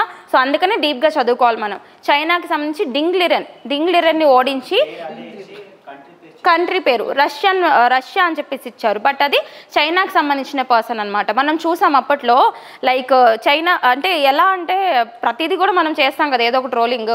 లైక్ చైనాకి కామన్ సెన్స్ లేకపోయినా ఈయనకి చాలా కామన్ సెన్స్ ఉంది, బాగా కంగ్రాచులేట్ చేశారని చెప్పేసి చూసాం మనం ఆయనకు సంబంధించి. ఓకే, సో చూడండి, అట్లా స్పోర్ట్స్కి సంబంధించి కవర్ చేసుకోవాలి. అండ్ నీరజ్ చోప్రా గారు కూడా వార్తల్లో ఉన్నారు. ఈ సెషన్లో చూపిస్తాను నేను మీకు అది, దోహా డైమండ్ లీగ్. సో ఇక్కడ చూడండి, మరాంగ్ బురు పేరు విన్నారండి? మరాంగ్ బురు ఎక్కడెక్కడేవో పేర్లు చెప్తున్నారు మేడం అనుకుంటున్నారా? మరాంగ్ బురు అంటే మనకు ఒక కొండ పేరు అనమాట. ఈ కొండ పేరు ఏంటి అంటే, ఈ కొండ ఎక్కడ ఉంటుందని అడుగుతారు. ఫస్ట్ ఆఫ్ ఆల్ ఇది వివాదాస్పదంగా వార్తల్లోకి వచ్చింది. ప్లేసెస్ ఇన్ యూస్, డిస్ప్యూట్స్ పరంగా వార్తల్లోకి ఉన్నాయి. నేషనల్ అయినా ఇంటర్నేషనల్ అయినా అడుగుతారు. నిన్న మనం కొన్ని చదువుకున్నాం. ఇది నేషనల్గా జార్ఖండ్ స్టేట్కి సంబంధించిన ఒక కొండ. జార్ఖండ్ స్టేట్లో ఒక కొండ. అయితే దీని మీద వివాదం ఎవరెవరికి, ఇక్కడ మళ్ళీ మనకి స్టేట్మెంట్స్ వస్తాయి. వివాదం ఎవరెవరికి మధ్య అంటే, ఒకటి జైన్స్కి, ఇంకొకరు వచ్చేసి చెప్తారా? శైవాస్ కాదు, బుద్ధిస్టులు కూడా కాదు. తెలుసు, జైన్స్ అనగానే బుద్ధిస్ట్ చెప్తారు మీరు. జైన్స్కి. అలాగే ఓకే, క్లూ ఇవ్వాలా? ద్రౌపది ముర్ము గారి ట్రైబ్ సంతాల్. ఓకే, సంతాల్స్ తెలుసు కదా, జార్ఖండ్, ఒడిషా ఈ ఏరియాలో ఎక్కువ ఉంటారు. సంతాల్ ట్రైబల్ పాపులేషన్కి జైన్స్కి మధ్య డిస్ప్యూట్కి కారణమైన హిల్ ఇటీవల ఎక్కడుంది అని అడుగుతారు. జార్ఖండ్లో ఉంది. దాని పేరేంటి? మరాంగ్ బురు. ఇంకొక పేరు ఉంది పార్సనాథ్ హిల్. రాద్దాం ఒకసారి. డిస్ప్యూట్ వినండి ఫస్ట్, తర్వాత నోట్స్ రాద్దాము. డిస్ప్యూట్ ఏంటంటే, జనరల్లీ జైన్స్ ఫాలో అయ్యేది వెజిటేరియనిజం. అవునా, మాంసాహారం తినరు జైన్స్. ఈవెన్ వాళ్ళు అగ్రికల్చర్ ద్వారా వచ్చినవి కూడా తినరండి. ఎందుకంటే అక్కడ పురుగులు వాటిని తొక్కాల్సి వస్తుంది అని చెప్పేసి ఈవెన్ అగ్రికల్చర్ ద్వారా వచ్చినవి కూడా వాళ్ళు తినరు. ఏవో కొన్ని వాళ్ళకి అవసరమైనవి మాత్రం తీసుకుంటుంటారు. అగ్రికల్చర్ చేయడానికి కూడా వాళ్ళు ఇష్టపడరు. చాలా కఠినంగా ఉంటారు జైన్స్ కూడా. ఓకే, సో ఈ జైన్స్కి సంబంధించి మరి ట్రైబల్ పాపులేషన్ అంటే అన్నీ తీసుకుంటారు కదా, నాన్ వెజ్ తింటారు, ఆల్కహాల్ తాగుతారు, అన్నీ ఉంటాయి. ఈ కొండ ఇక్కడ డిస్ప్యూట్ ఏంటంటే, ఇద్దరికీ పవిత్ర ప్రదేశమే. ఒకటి సంతాల్ ట్రైబ్స్కి పవిత్రమైన ప్రదేశమే, జైన్స్కి సంబంధించి కూడా పవిత్రమైన ప్రదేశం. సంతాల్ ట్రైబ్స్కి ఎందుకు పవిత్రం అంటే వాళ్ళు ఉంటారు అక్కడ. ఓకే, వాళ్ళు ఉండే ప్లేసెస్ని వాళ్ళు పూజించుకుంటారు కదా ట్రైబల్ పాపులేషన్. అండ్ జైన్స్కి ఎందుకు అంటే, జైన్స్లో తీర్థంకరాలు అని మీరు వింటారా? హిస్టరీ చదువుతారు కదా, హిస్టరీలో బుద్ధిజం జైనిజం చదివినప్పుడు జైనిజం వినండి మీరు ఎగ్జామ్స్ రాసేటప్పుడు. ఇవి 2 examiner favourite topics, Jainism Buddhism. Questions వస్తాయి కంపల్సరీ. ఓకేనా. జైనిజంకి సంబంధించి 24 తీర్థంకరాలు ఉంటారు. 24, అందులో 20 మంది అక్కడే నిర్వాణం పొందారంట ఆ కొండ మీద. నిర్వాణం అంటే లాస్ట్లో ఉంటుంది కదా, ఓకే, మోక్షం అంటారు. సో నిర్వాణం పొందారు అని చెప్పేసి చూస్తాం మనం. సో అందుకని వాళ్ళకి పవిత్రమైన ప్రదేశం. ఇక్కడ ఏం జరుగుతుంది అంటే వీళ్ళు క్వైట్ ఆపోజిట్ వాళ్ళ కల్చర్స్. అయితే ఇప్పుడు ఇటీవల గవర్నమెంట్ ఏం చేసిందంటే ఇక్కడ జైన్స్కి సపోర్ట్ చేసి ఆ కొండ మీద నాన్ వెజ్ని ఆల్కహాల్ని బ్యాన్ చేసింది. Jharkhand government non veg alcohol ban చేసింది. దీనితో సంతాల్స్ వాళ్ళకి కోపం వచ్చింది, అంతే కదా. మరి ఇద్దరికి అది పవిత్రమైన ప్రదేశమే.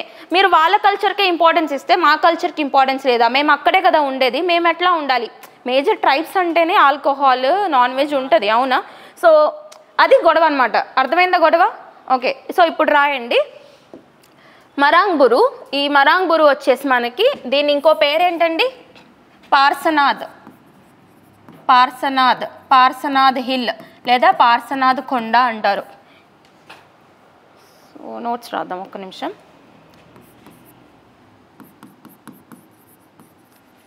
మరాంగ్ బురు అన్ని ఇంపార్టెంట్ కాన్సెప్ట్సే, కొంచెం ఫోకస్ చేయండి సరేనా? మీ క్వశ్చన్స్ అయితే ఎక్కడ మిస్ అవ్వవు.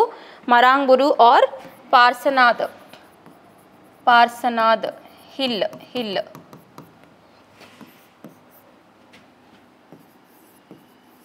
వివాదం ఎవరెవరికి మధ్య?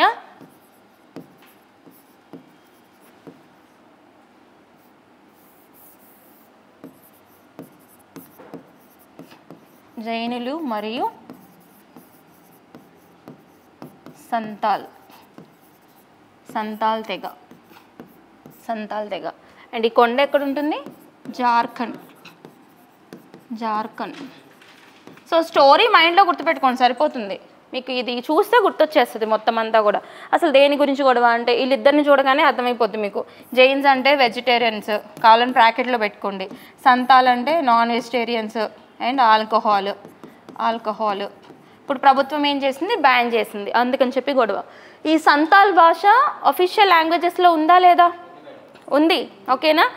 కాన్స్టిట్యూషనల్ అమెండ్మెంట్ చెప్తారా? ఎన్నో అమెండ్మెంట్?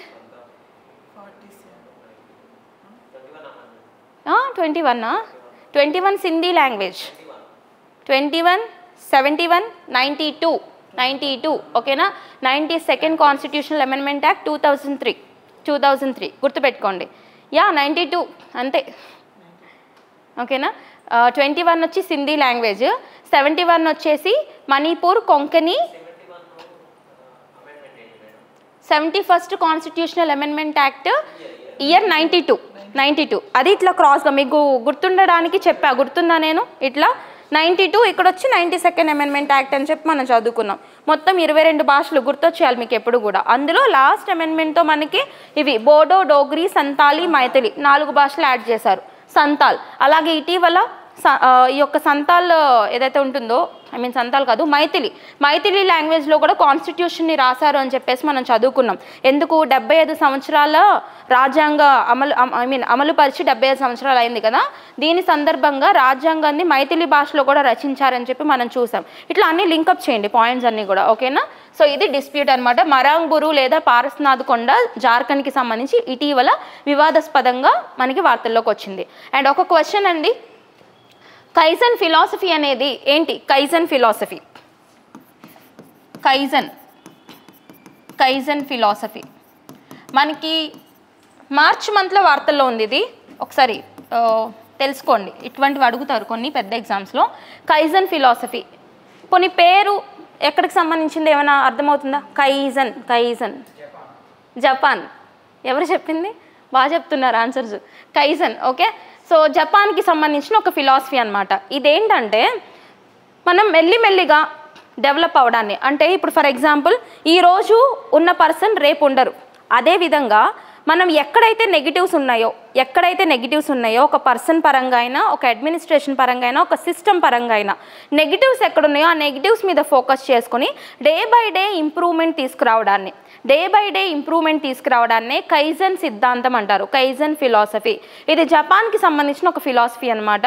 దీన్ని ఇటీవల భారతదేశంలోని ఒక స్టేట్ గవర్నమెంట్ దాని యొక్క పరిపాలనలో భాగంగా ఇంప్లిమెంట్ చేయడానికి ముందుకొచ్చింది. అది ఏ రాష్ట్రం చెప్తారా?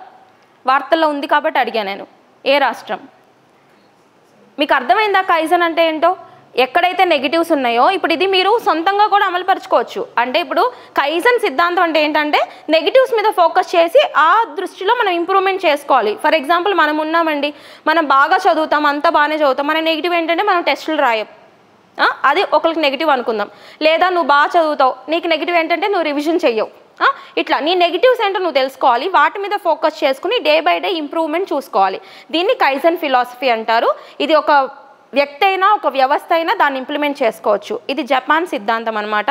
దీన్ని ఇటీవల గుజరాత్ స్టేట్ గవర్నమెంట్ ఇంప్లిమెంట్ చేయడానికి ముందుకు వచ్చింది 2 months బ్యాక్. సో రాసుకోండి, ఇది Gujarat kaizen philosophy adapting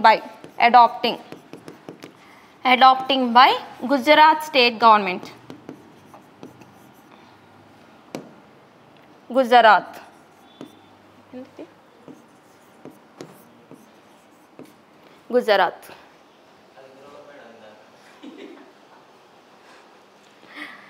Gujarat okay. ఇంపార్టెన్సా ఎక్కడ?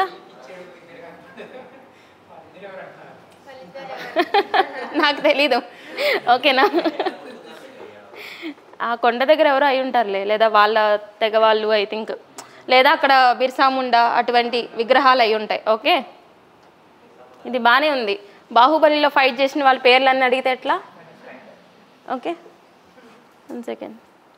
Adapting by Gujarat.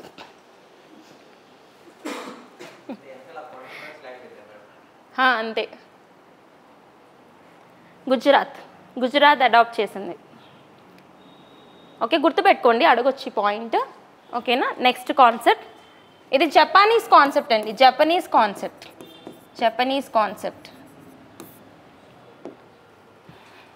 నెక్స్ట్ ఇక్కడ బార్డర్ సెక్యూరిటీ ఫోర్సెస్ వాళ్ళకి సంబంధించి ఒక న్యూస్ ఉంది. బార్డర్ సెక్యూరిటీ ఫోర్సెస్ ఏంటంటే ఇప్పుడు సరిహద్దు భద్రతా దళాలు అంటారు బార్డర్ సెక్యూరిటీ ఫోర్సెస్. సో వీళ్ళేంటంటే ఇటీవల ఒక స్టేట్లోని మహిళలకి సంబంధించి ఉపాధి కల్పించడానికి అగరబత్తుల ప్రోగ్రాం తీసుకొచ్చారు. అగరబత్తులు ఎలా తయారు చేయాలి అని చెప్పేసి అక్కడ మహిళలకి నేర్పిస్తూ అక్కడ ఒక బ్రాండ్ని కూడా తీసుకొచ్చారనమాట బార్డర్ సెక్యూరిటీ ఫోర్సెస్ వాళ్ళు. సో ఇక్కడ మనకి క్వశ్చన్స్ ఎలా వస్తాయి? ఇటీవల ఇండియన్ డిఫెన్స్లోని ఏ ఫోర్సెస్ విమెన్ ఎంపవర్మెంట్ వైపు అడుగులు వేస్తున్నారంటే బార్డర్ సెక్యూరిటీ ఫోర్సెస్. అండ్ ఇంకొకటి, అది ఏ రాష్ట్రానికి సంబంధించి సరిహద్దులకు సంబంధించిన ఇనిషియేటివ్ అని అడుగుతారు. అండ్ ఇంకొకటి, వాళ్ళు తీసుకొచ్చిన అగరబత్తి బ్రాండ్ ఏంటి అని అడుగుతారు. ఓకే, అర్థమవుతుందా క్వశ్చన్స్ ఎలా రావచ్చో? ఇట్లా మనం ఫోకస్ చేద్దాం, కాన్సెప్ట్ చూద్దాం ఇప్పుడు. సో బార్డర్ సెక్యూరిటీ ఫోర్సెస్కి సంబంధించి ఆ ప్రాజెక్ట్ పేరేంటండి? వైభవ్ సమృద్ధి సీమ సుగంధ అగరబత్తి. వైభవ్.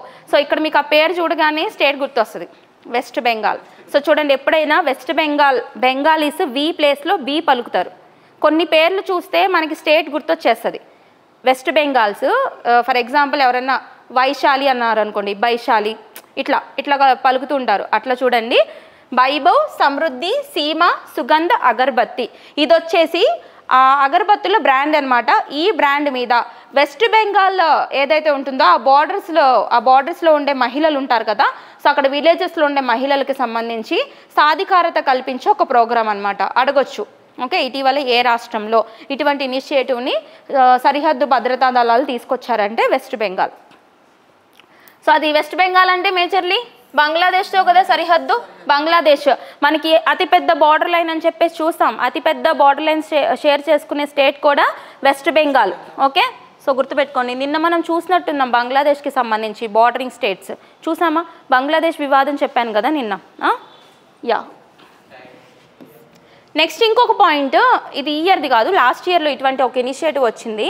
అదేంటంటే సేమ్ బార్డర్ సెక్యూరిటీ ఫోర్సెస్ వాళ్ళే బంగ్లాదేశ్ బార్డర్స్లోనే ఈ ఫెన్సింగ్స్ ఉంటాయి కదా, అప్పటికి ఇంకా ఈ గవర్నమెంట్ మారలేదండి. ఇప్పుడున్న ఇంటరిమ్ గవర్నమెంట్ రాలేదు, అప్పటికి మొహమ్మద్ యూనస్ గవర్నమెంట్ రాలేదు, అప్పటికి షేక్ హసీనా గారి గవర్నమెంటే ఉండే అంతకుముందు. అప్పుడు ఏం చేశారంటే 2 ఇనిషియేటివ్స్ కంప్లీట్ చేయడానికి, అంటే ఒకటి ఫెన్సెస్ ఉంటాయి కదా, సరిహద్దు భద్రత వెంట ఫెన్సెస్ ఉంటాయి అవునా, సరిహద్దుల వెంట కంచెలు ఉంటాయి. ఆ కంచెల మీద తేనెటీగల పెంపకాన్ని నిర్వహించారు. ఏంటి? తేనెటీగల పెంపకం, బీ కల్చర్ లేదా బీ కీపింగ్ అంటారు. సో అది కూడా ఎక్కడ అంటే అది కూడా బంగ్లాదేశ్ బార్డర్స్ వెంబటే ఎవరు నిర్వహించారంటే బార్డర్ సెక్యూరిటీ ఫోర్సెస్ వాళ్ళే నిర్వహించారు. ఇది లాస్ట్ ఇయర్ది. సో అడిగే ఛాన్సెస్ కొంచెం తక్కువ. లేదు ఇటువంటి ఇనిషియేటివ్ వచ్చింది కాబట్టి అది కూడా తవ్వి అడిగితే అడగొచ్చు. ఓకేనా? సో గుర్తుపెట్టుకోండి, తేనెటీగల పెంపకం గురించి అడిగిన బంగ్లాదేశ్ బార్డర్స్లోనే బీఎస్ఎఫ్ వాళ్ళే చేశారు. అండ్ ఇటీవల వార్తల్లోకి వచ్చింది అగరబత్తుల ప్రోగ్రామ్. ఓకేనా?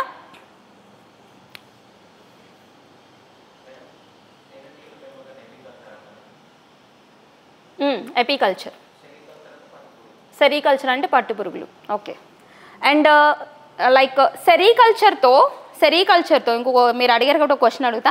సెరికల్చర్తో ఇంకొక కల్చర్ని కలిపి చేస్తాం, అదేంటి? సెరికల్చర్తో ఇంకొకటి కలిపి చేస్తాం.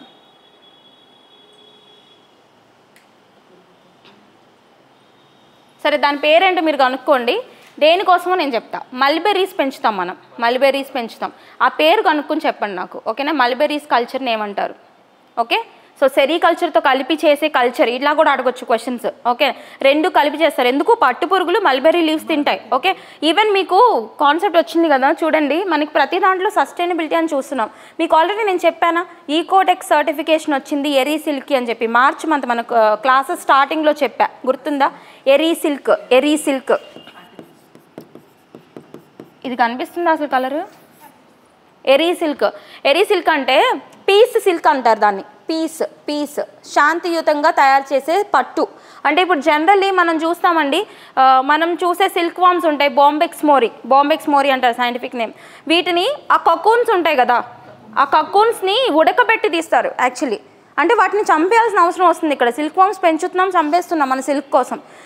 ఇది సస్టైనబిలిటీ కాదు. జనరల్లీ పెంచడం, చంపడం కొంచెం హింసతో కూడుకున్న అంశం. అవునా? ఒక జీవిని చంపుతున్నామంటేనే హింస కదా. సో ఇలా కాకుండా ఎరీ సిల్క్ అంటే ఇది కూడా ఒక రకమైన పట్టుపురుగే, బట్ బాంబెక్స్ మోరీ జీవి కాదు, వేరే రకం. అయితే దీంట్లో ఇక్కడ ఈ పట్టుపురుగుని చంపాల్సిన అవసరం ఉండదు. అది బ్రతికుండగానే ఈ కకూన్స్ బయటకు వచ్చేస్తాయంట. ఈ కకూన్స్ని బయటకు వచ్చేస్తాయి, వాటి నుంచి మనం సిల్క్ ఎక్స్ట్రాక్ట్ చేసుకుంటాం. అయితే జనరల్గా మనం ఎక్స్ట్రాక్ట్ చేసుకునే ఈ పట్టు ఉంటుంది కదా, దీంతో పోలిస్తే ఈ థ్రెడ్స్ ఏవైతే ఇవి ఉంటాయి కదా, ఇలా వస్తాయి నారల్లాగా, అవి కొంచెం చిన్నగా ఉంటాయంట, షైనింగ్ కొంచెం తక్కువ ఉంటాయంట. జనరల్ సిల్క్ మనం తీసుకునే బాంబెక్స్ మోరీతో పోలిస్తే షైనింగ్ కొంచెం తక్కువ ఉంటుంది, అండ్ సిల్క్ థ్రెడ్ కూడా కొంచెం చిన్నగా ఉంటుంది అనేసి చెప్తున్నారు. కాకపోతే ఇది సస్టైనబుల్, ఎకో ఫ్రెండ్లీ మేనర్. ఓకేనా? ఎందుకంటే వాటిని చంపాల్సిన అవసరం లేదు. అదే ఎరీ సిల్క్. ఇలా భారతదేశానికి సంబంధించిన ఎరీ సిల్క్కి మార్చ్ మంత్లో ఒక కంట్రీకి సంబంధించిన ఒక సర్టిఫికేషన్ వచ్చింది. ఇప్పుడు దీన్ని మనం ఇంప్లిమెంట్ చేయబోతున్నామండి ఫ్యూచర్లో, ఎందుకంటే పీస్ఫుల్ సిల్క్ కదా ఇది. ఓకేనా? సో దానికి ఈ ఎరీ సిల్క్ కల్టివేషన్కి ఏ దేశానికి సంబంధించిన సర్టిఫికేషన్ వచ్చింది చెప్తారా?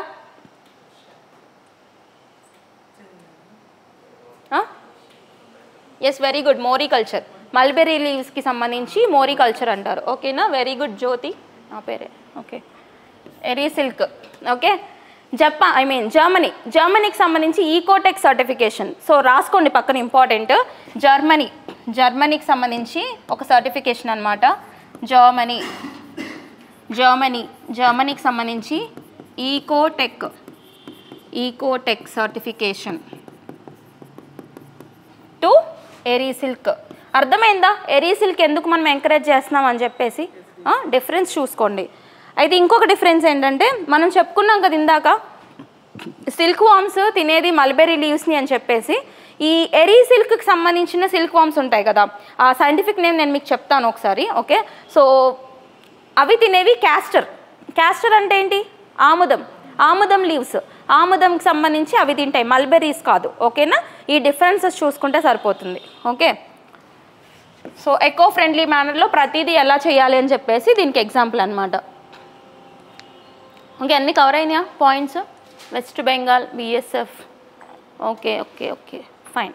నెక్స్ట్ కాన్సెప్ట్కి వెళ్దామా? రాసారా ఇది?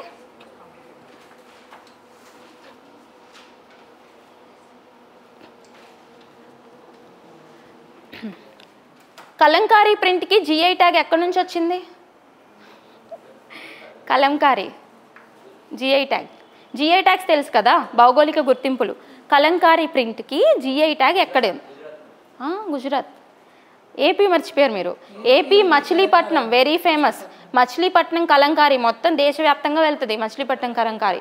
ఓకేనా? ఓకేనా, గుర్తుపెట్టుకోండి. GI tags important. And next one, ఇదేంటంటే ఫస్ట్ కమ్యూనిటీ రేడియో స్టేషన్ తీసుకొచ్చారు భారతదేశంలో. మొట్టమొదటి కమ్యూనిటీ రేడియో స్టేషన్ అంటే నథింగ్ బట్, ఇప్పుడు రేడియో ఉంటుంది, రేడియో స్టేషన్, రేడియో ఇన్ఫర్మేషన్ ఉంటుంది.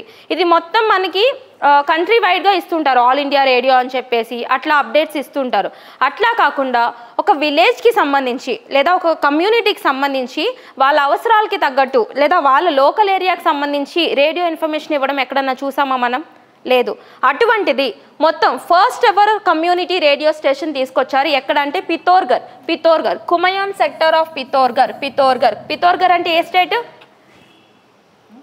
ఉత్తరాఖండ్. ఓకేనా, ఉత్తరాఖండ్ పితోర్గర్ డిస్ట్రిక్ట్ ఏదైతే ఉంటుందో ఇక్కడ ఫస్ట్ ఎవర్ కమ్యూనిటీ రేడియో స్టేషన్ని తీసుకొచ్చారు. ఇటువంటివన్నీ అడుగుతారు. ఇప్పటి వరకు జరగనివి, ఇప్పుడు జరుగుతున్నవి, ఫస్ట్ ఎవర్, లాంగెస్ట్, హైయెస్ట్, ఇటువంటి వాటి మీద కరెంట్ ఇష్యూస్లో క్వశ్చన్స్ ఎక్కువ వస్తూ ఉంటాయి. So first ever community radio station వ్యూహాత్మక కమ్యూనికేషన్ను పెంపొందించడం, ప్రాంతీయ సంస్కృతిని కాపాడడం మరియు అట్టడుగు వర్గాలకు సాధికారత కల్పించడం లక్ష్యంగా ఒక మైలురాయి చొరవలో భాగంగా పితోర్గర్లోని కుమయూన్ సెక్టార్లో సైన్యం మొట్టమొదటి కమ్యూనిటీ రేడియో స్టేషన్ను ప్రారంభించింది. సైన్యం, ఇండియన్ ఆర్మీ వాళ్ళు ఫస్ట్ కమ్యూనిటీ రేడియో స్టేషన్ని ఎక్కడ తీసుకొచ్చారు? పితోర్గర్.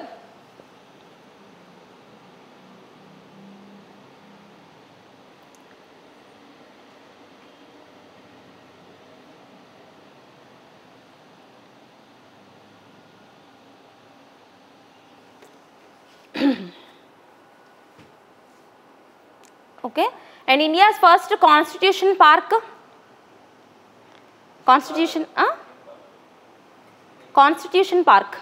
India's first constitution park,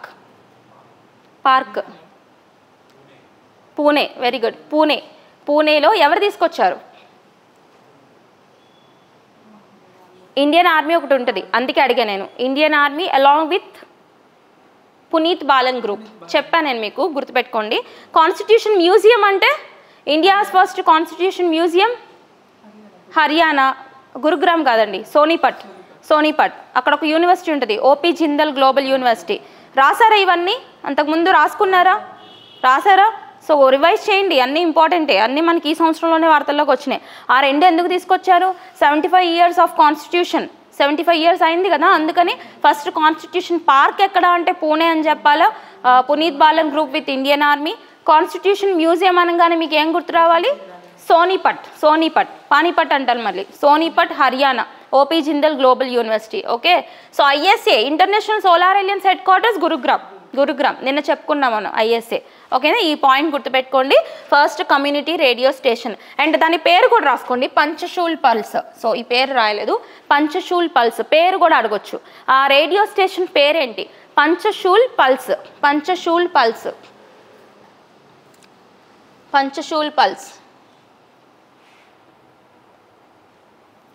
okay, ఇక్కడ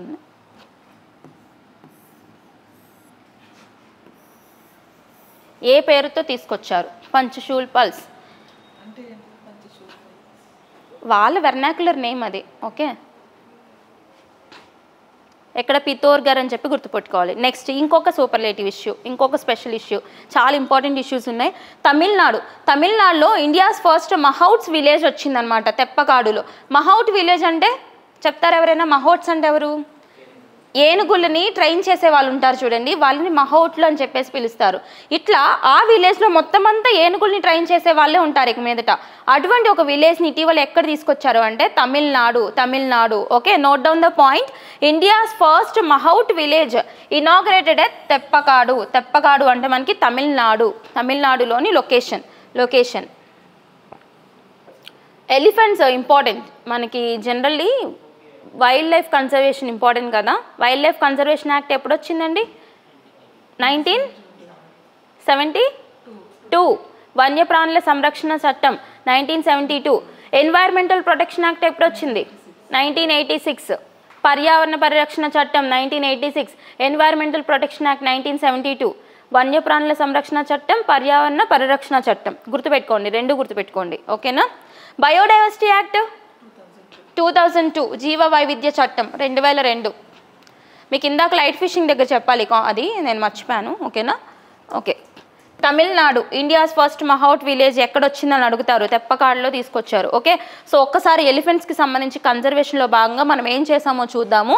మనకి జనరల్లీ ప్రాజెక్ట్ ఎలిఫెంట్ అని చెప్పేసి 1992లో వచ్చిందండి. 1992లో, ఇక్కడ నేను పెట్టలేదు, రాసుకోండి. ప్రాజెక్ట్ ఎలిఫెంట్ 1992లో తీసుకొచ్చాం.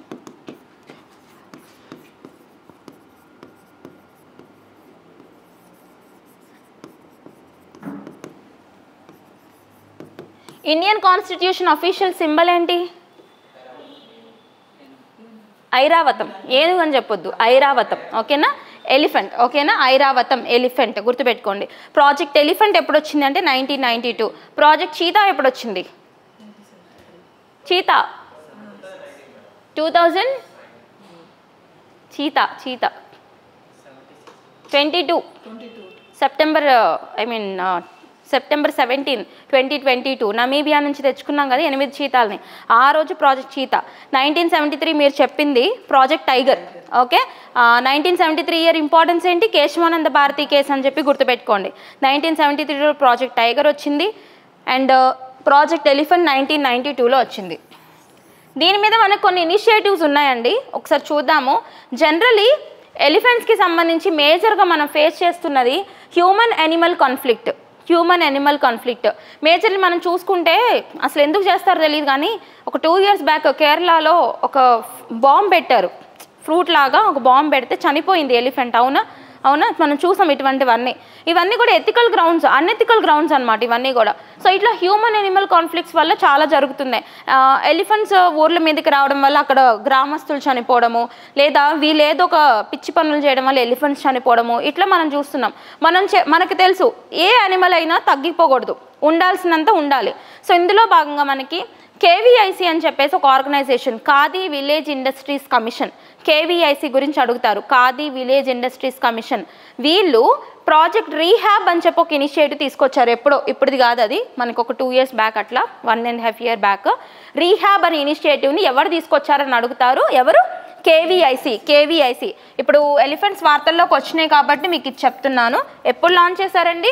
15th March 2021లో ప్రాజెక్ట్ రీహాబ్ అని తీసుకొచ్చారు. రీహాబ్ ఫుల్ ఫామ్ ఏంటి? Reducing elephant human attacks using బీస్. తేనెటీగల్ని వాడి హ్యూమన్ ఎలిఫెంట్ అటాక్స్ని తగ్గించడం. అంటే ఏవైతే ఎలిఫెంట్ కారిడార్స్ ఉంటాయి కదా, అంటే ఎలిఫెంట్స్ వెళ్ళే లొకేషన్స్ ఉంటాయి చూడండి, వాటిని ఎలిఫెంట్ కారిడార్లు అంటారు. భారతదేశంలో దగ్గర 152 నుంచి 153 ఎలిఫెంట్ కారిడార్లు ఉన్నాయి. అంటే అవి ఎక్కువగా సంచరించే ప్రదేశాలు. సో ఈ ఎలిఫెంట్ కారిడార్లు ఉన్న ప్రదేశంలో తేనెటీగల పెంపకాన్ని యూజ్ చేసి లేదా తేనెటీగల్ని యూజ్ చేసి ఈ హ్యూమన్ యానిమల్ కాన్ఫ్లిక్ట్ని తగ్గించడమే ప్రాజెక్ట్ రీహాబ్ యొక్క మెయిన్ ఉద్దేశం. ఓకేనా? దీన్ని తీసుకొచ్చింది ఎవరండి? KVIC, khadi village industries commission వాళ్ళు 2021లో తీసుకొచ్చారనమాట. సో రాసుకోండి, ఎలిఫెంట్స్ గురించి అంటే ఇదంతా మీకు గుర్తు రావాలి. మనకి ప్రాజెక్ట్ టైగర్ అంటే ఎలా గుర్తొస్తుంది? ప్రతిదీ కూడా. ప్రాజెక్ట్ చీతా అంటే అన్నీ ఎలా గుర్తొస్తాయి? నమీబియా, సౌత్ ఆఫ్రికా ఇవన్నీ గుర్తొస్తాయి. అదేవిధంగా ఎలిఫెంట్ అనగానే ఇవన్నీ గుర్తు రావాలి. ఓకేనా? ఇది మీకు ఎన్వైర్న్మెంట్లో భాగంగా లింక్ చేసుకోవచ్చు కాన్సెప్ట్ని ఎన్వైర్న్మెంట్లో. సో ఇక్కడ రాద్దాం ఒకసారి. రీహాబ్ ఫుల్ ఫామ్ అడగొచ్చు. Reducing elephant human attacks using బీస్. కనిపిస్తుందా? ఎవరు లాంచ్ చేశారు? కేవీఐసి. ఫస్ట్ ఎక్కడ లాంచ్ చేశారంటే కర్ణాటకలో లాంచ్ చేశారు. 2021లో లాంచ్ చేశారు. అండ్ బీ ఫెన్సెస్ వాడతారు. బీ ఫెన్సెస్ అంటే కంచెలు ఏవైతే ఉంటాయో వాటికి తేనెటీగల పెంపకం వాడతారనమాట. అట్లా ఈ ఎలిఫెంట్ కారిడార్స్లోకి ఎవరు రాకుండా ఉంటారు. ఓకే, సో మేజర్లీ ఎందుకు వస్తాయి ఎలిఫెంట్స్ ఊర్ల మీదకి? ఎందుకు వస్తాయి? అవి ఉండే ప్లేసెస్ మనం వెళ్ళి ఏదన్నా చేస్తే కన్స్ట్రక్షన్స్కి వాటికి జనరల్లీ ఎలిఫెంట్స్ బయటకు వచ్చేది ఫుడ్ కోసం, తర్వాత మేజర్లీ వాటర్ కోసం దూరాలు వెళ్తూ ఉంటాయి గుంపులుగా.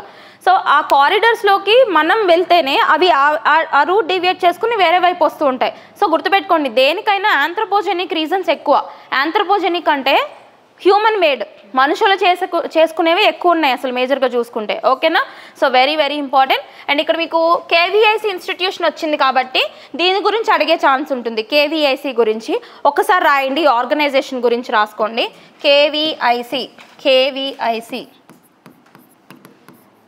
కేవీఐసి ఇది ఒక చట్టబద్ధ సంస్థనా కాదా?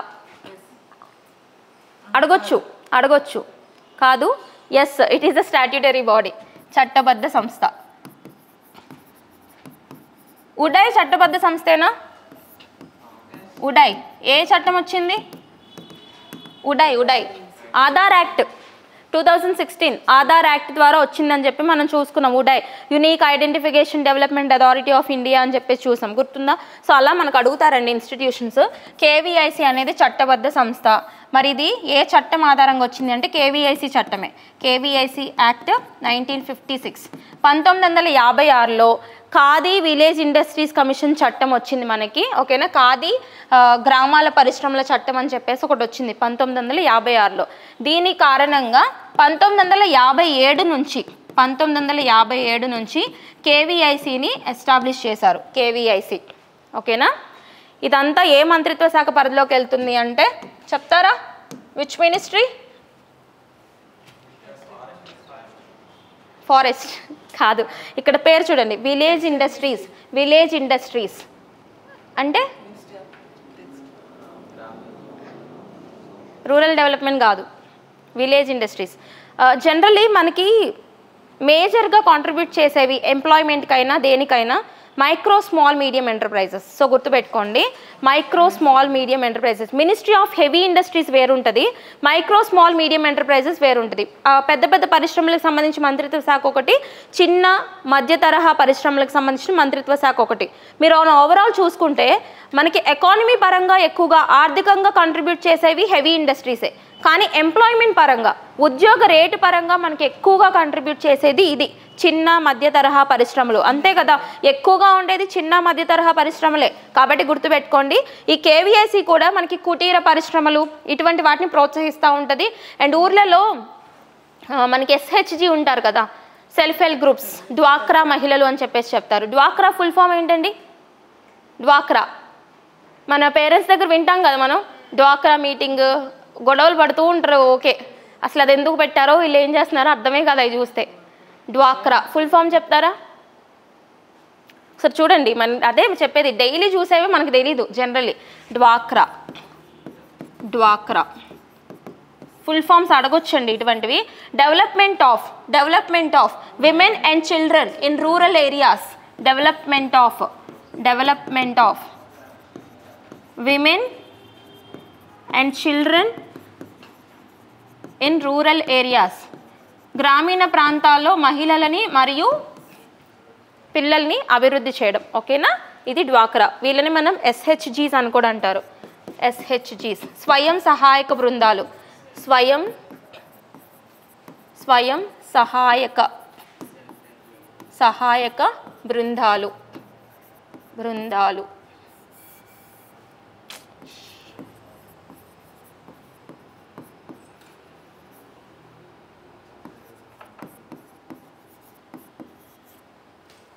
స్వయం సహాయక బృందాలు, ఎస్హెచ్జీస్, సెల్ఫ్ హెల్ప్ గ్రూప్స్, వాళ్ళని డ్వాక్రా మహిళలు అని చెప్పేసి పిలుస్తుంటారు, ఓకేనా? సో వీళ్ళకి సంబంధించి ఏవైతే ప్రోడక్ట్స్ వీళ్ళు తయారు చేస్తుంటారో అండ్ కుటీర పరిశ్రమలు పెట్టుకుని, చిన్న కాటేజ్ ఇండస్ట్రీస్ అంటారు కుటీర పరిశ్రమలు అంటే, వీటి ద్వారా తయారు చేస్తుంటారు. దేని ద్వారా అంటే కేవీఐసి సంస్థ ద్వారా అవన్నీ కూడా బయటకు వస్తుంటాయి మార్కెటింగ్. మీరు ఈవెన్ బయట చూస్తుంటారు ఖాదీ వస్త్రాలు అని చెప్పేసి షాప్స్ ఉంటాయి, అక్కడ కాస్ట్ ఎక్కువ ఉంటుందండి ఖాదీ వస్త్రాలకి, ఎందుకంటే అవి హ్యాండ్లూమ్స్ అనమాట, ఓకే? చేతితో తయారు చేసినవి అండ్ మనకి క్వాలిటీ కూడా మంచిగా ఉంటుంది. ఖాదీ చూడండి షాప్స్ ఉంటాయి మనకి, ఈవెన్ దిల్సుఖ్ నగర్లో కూడా ఉన్నాయి, okay? So very very important. KVIC industry గురించి, ఐ మీన్ ఈ ఆర్గనైజేషన్ గురించి చూడండి. చట్టం చూడండి, ఇది ఒక చట్టబద్ధ సంస్థ అండి, ఖచ్చితంగా ఫోకస్ చేయాలి. చట్టబద్ధ సంస్థ కేవీఐసి 1956 చట్టం ఆధారంగా 57 నుంచి వచ్చింది, ఓకేనా? యా, ఓకే, ఈ పాయింట్ గుర్తుపెట్టుకోండి. KVIC rehab initiative, bee fencing. Next ఇది కూడా ఎలిఫెంట్స్కి సంబంధించిందే. హాతీ మేరే సాతీ క్యాంపెయిన్ అని చెప్పేసి ఒక క్యాంపెయిన్ అనమాట. ఇదేంటంటే ఒక 2011లో లాంచ్ చేసిన ఒక క్యాంపెయిన్, 2011లో లాంచ్ చేసిన ఒక క్యాంపెయిన్, ఓకే? మీకు ఒక పాయింట్ మీద పర్టికులర్గా ఫోకస్ చేసి అడగాలి అని ఎగ్జామినర్ అనుకుంటే ఇటువంటివన్నీ తవ్వుతాడు వెనక్కి వెళ్ళి, ఓకే? సో 2011లో 8 కంట్రీస్ కలిసి ఎలిఫెంట్ 8 అని చెప్పేసి ఒక మినిస్టీరియల్ మీటింగ్, మంత్రిత్వ శాఖ లెవెల్స్కి ఒక మీటింగ్ పెట్టుకొని ఈ ఒక క్యాంపెయిన్ని లాంచ్ చేసినాయి. ఆ క్యాంపెయిన్ దేనికోసం అంటే ఎలిఫెంట్స్ని కన్జర్వ్ చేసుకోవడం, ఎలిఫెంట్స్ని ప్రొటెక్ట్ చేసుకోవడం కోసం, ఓకేనా? అందులో ఉన్న 8 కంట్రీస్ గురించి అడగొచ్చు, కొంచెం వెనక్కి వెళ్ళి అడగొచ్చు. 2011లో లాంచ్ చేసినప్పటికీ కూడా అడగొచ్చు కదా. సో ఆ 8 కంట్రీస్ ఒకసారి రాసుకుంటారా? అందులో ఇండియా కూడా ఉంది కాబట్టి చెప్తున్నా, ఇండియా కూడా ఉంది. India, Botswana, Congo, republic of Congo, Indonesia, Kenya, Sri Lanka, Tanzania, Thailand 8 countries, అందులో ఇండియా కూడా ఉంది. హాతీ మేరే సాతి ఇనిషియేటివ్ 2011లో లాంచ్ చేసుకున్నారనమాట 8 దేశాలు కలిసి. ఓకే, సో ఎలిఫెంట్స్ అనగానే మీకు ఇక్కడ నుంచి ఇవన్నీ గుర్తొచ్చేసేయాలి.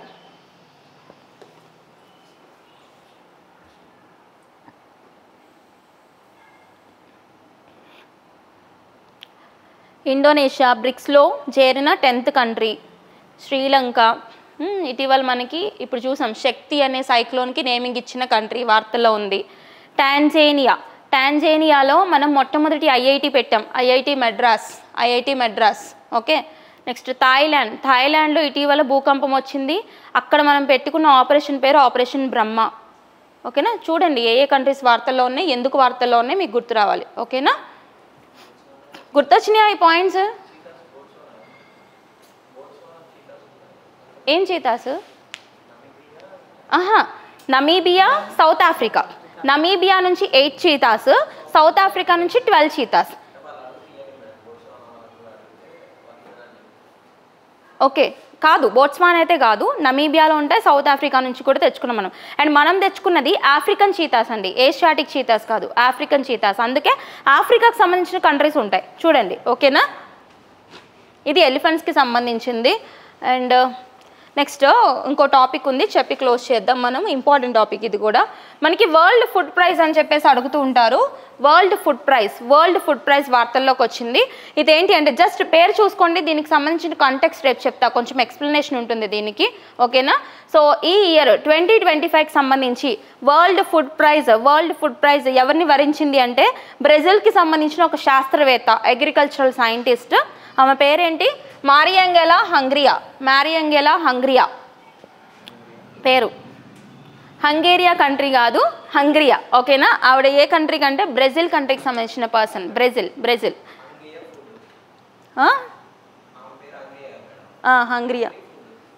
Hungry food. Okay, code words పెట్టుకుంటున్నారా? World food prize, very good. Okay, రాసారా? అండ్ ఇవిడికి ఎందుకు వచ్చింది ఏంటి, ఈ బ్యాక్గ్రౌండ్ ఏంటి, ఇవన్నీ కూడా మనం నెక్స్ట్ క్లాస్లో చూద్దాం. ఓకేనా, ఇది మాత్రం జస్ట్ గుర్తుపెట్టుకోండి, బట్ ఇంపార్టెంట్ అవార్డ్ అనమాట. ఓకే, యా, ఏమైనా డౌట్స్ ఉన్నాయి ఈరోజు సెషన్లో? చాలా ఇంపార్టెంట్ ఇష్యూస్ వచ్చినాయి, అన్నీ కూడా జాగ్రత్తగా ప్రతిదీ ఫోకస్ చేయండి. మనం ఏది డిస్కస్ చేసుకున్నా అన్నీ ఇంపార్టెంట్ వే, మీకు ఎగ్జామ్లో వచ్చేంత వరకు తెలియదు. ఓకే, సో యాక్చువల్లీ ఇంకొకటి ఏంటంటే మనకి టఫ్గా వస్తే మీకు ఇంకా బెనిఫిట్ అవుతుంది పేపర్. సో టఫ్గా రావాలనే కోరుకోండి, మీరు రాసే ఎగ్జామ్లో పేపర్ టఫ్గా రావాలని కోరుకోండి. ఎందుకంటే మల్టిపుల్ స్టేట్మెంట్సే అడుగుతారు ఎగ్జామ్లో, మనం అదే రకంగా ప్రిపేర్ అవుతున్నాం కాబట్టి టఫ్గా వచ్చినప్పుడు మనకి ఎక్కువ స్కోర్ వచ్చే ఛాన్స్ ఉంటుంది, మనకంటే ఇట్లా స్టేట్మెంట్స్ లెవెల్ చదువుకునే వాళ్ళకి. ఓకేనా, యా, థ్యాంక్ యూ.